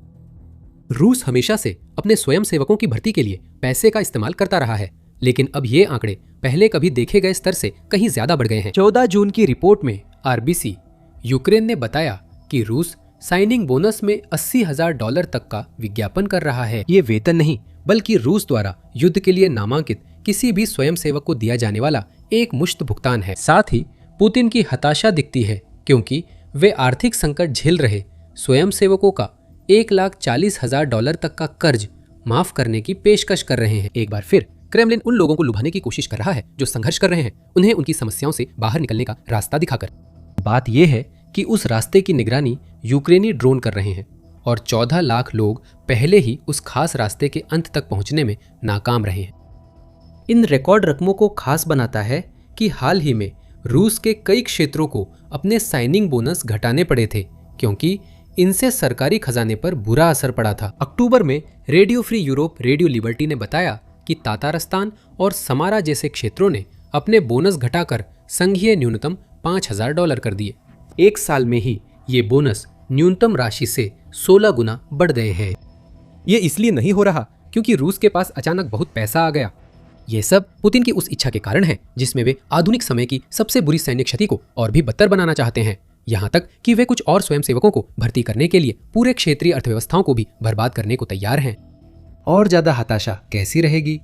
तो विश्वविद्यालय के छात्रों पर दबाव डालने, कार्यस्थलों को उम्मीदवार नामित करने के लिए मजबूर करने और रूस के पास जो पैसा नहीं है वो देने के अलावा पुतिन अब अपनी ही सीमा से बाहर भी देख रहे हैं। अफ्रीका एक निशाना है, खास तौर पर युवा अफ्रीकी पुरुष, जिन्हें रूस मानता है कि वह उन्हें बहला फुसलाकर 14 लाख की संख्या में जुड़ने वाले नए लोगों में शामिल कर सकता है। 18 जून को यूरो न्यूज ने बताया कि यूक्रेन की सैन्य खुफिया ने कहा रूस ने अफ्रीका में रूसी घरों का नेटवर्क बनाया है। वे घर अब सैन्य भर्ती केंद्र बन गए हैं, क्योंकि क्रेमलिन युवा पुरुषों को नौकरियों और शिक्षा का झांसा देकर बुला रहा है। झूठ तब तक चलते हैं जब तक उस छठे लुभावने झांसे में आ जाने वाला दुर्भाग्यशाली व्यक्ति खुद को यूएवी फैक्ट्री या उन मोर्चों पर नहीं पाता जिन्होंने पहले ही रूस के कई लोगों की जान ली है। Africa centre for strategic studies के अनुसार गलत सूचना, मानव तस्करी और विदेशी हस्तक्षेप के कारण अफ्रीका रूस की सेना में लड़ रहे 30,000 विदेशी नागरिकों में प्रमुख योगदानकर्ता बन गया है। रूस इन लोगों को लड़ने के लिए राजी भी नहीं कर सकता। पहले उन्हें साइन अप कराने के लिए झूठ बोलता है, फिर ऐसे युद्ध में भेजता है जहां उनकी जान जाने की संभावना ज्यादा है। पुतिन का हर कदम उसकी हताशा को दर्शाता है। उस मनोरोगी को पता है कि वह फंस चुका है और खुद को वैश्विक मंच पर अपमानित किया है। 14 लाख हताहत, जो किसी आधुनिक सेना के लिए द्वितीय विश्व युद्ध के बाद सबसे बुरी संख्या है। लेकिन वह नहीं रुकेगा। अब पुतिन के हर फैसले में झलकती हताशा खतरनाक हो गई है। ये द गार्जियन के साइमन टिस्डेल की राय है, जो सवाल उठाते हैं, अगर पुतिन का क्रेमलिन बुलबुला फूटता है और उन्हें अचानक ये एहसास होता है कि रणनीतिक और निजी स्तर पर तबाह कर देने वाली हार सामने है, तो वो क्या करेंगे? इसका जवाब वह नहीं है जो कोई सामान्य नेता करेगा। टिस्डेल कहते हैं कि अहंकार पर ऐसा आघात क्रेमलिन के मुख्य सिरफिरे को इतनी बुरी तरह चोट पहुंचाएगा कि उनकी प्रतिक्रिया पीछे हटने की नहीं होगी। पुतिन विस्तार करेंगे। अब तक यूक्रेन तक सीमित ये जंग यूरोप के नाटो देशों तक फैल सकती है, जिससे अनुच्छेद 5 लागू होकर महाद्वीप में बड़ी जंग छिड़ सकती है। पुतिन का घबराना यूक्रेन पर हमले के बाद उनकी सबसे बड़ी गलती हो सकती है, जो रूस के लिए विनाशकारी होगी। आधुनिक इतिहास की सबसे बड़ी सैन्य आपदा रूस के लिए द्वितीय विश्व युद्ध बाद सबसे बड़ा संकट बनेगी। इनमें से कुछ भी रूस के लिए बेहतर नहीं होने वाला है, भले ही पुतिन अपनी पागलपन में इतना गहराई तक ना चले जाएं कि वह युद्ध को और बढ़ा दे। मौतें आती रहेंगी, क्योंकि यूक्रेन हर जगह नए रिकॉर्ड बना रहा है। सैनिक, तोप, बख्तरबंद गाड़ियाँ, रसद, सब कुछ पहले कभी न देखी गई संख्या में नष्ट हो रहा है। आप हमारे वीडियो में जान सकते हैं कि ये आंकड़े पुतिन के सितंबर तक डोनबास कब्जे के सपने के लिए कितने विनाशकारी हैं। साथ ही अगर आपको ये वीडियो पसंद आया हो तो सब्सक्राइब बटन आपका इंतज़ार कर रहा है, उस पर क्लिक करें और मिलिट्री शो को सपोर्ट करें, क्योंकि हम यूक्रेन युद्ध से जुड़ी हर चीज़ का रोज़ाना विश्लेषण आपके लिए लाते हैं। और हमेशा की तरह देखने के लिए धन्यवाद।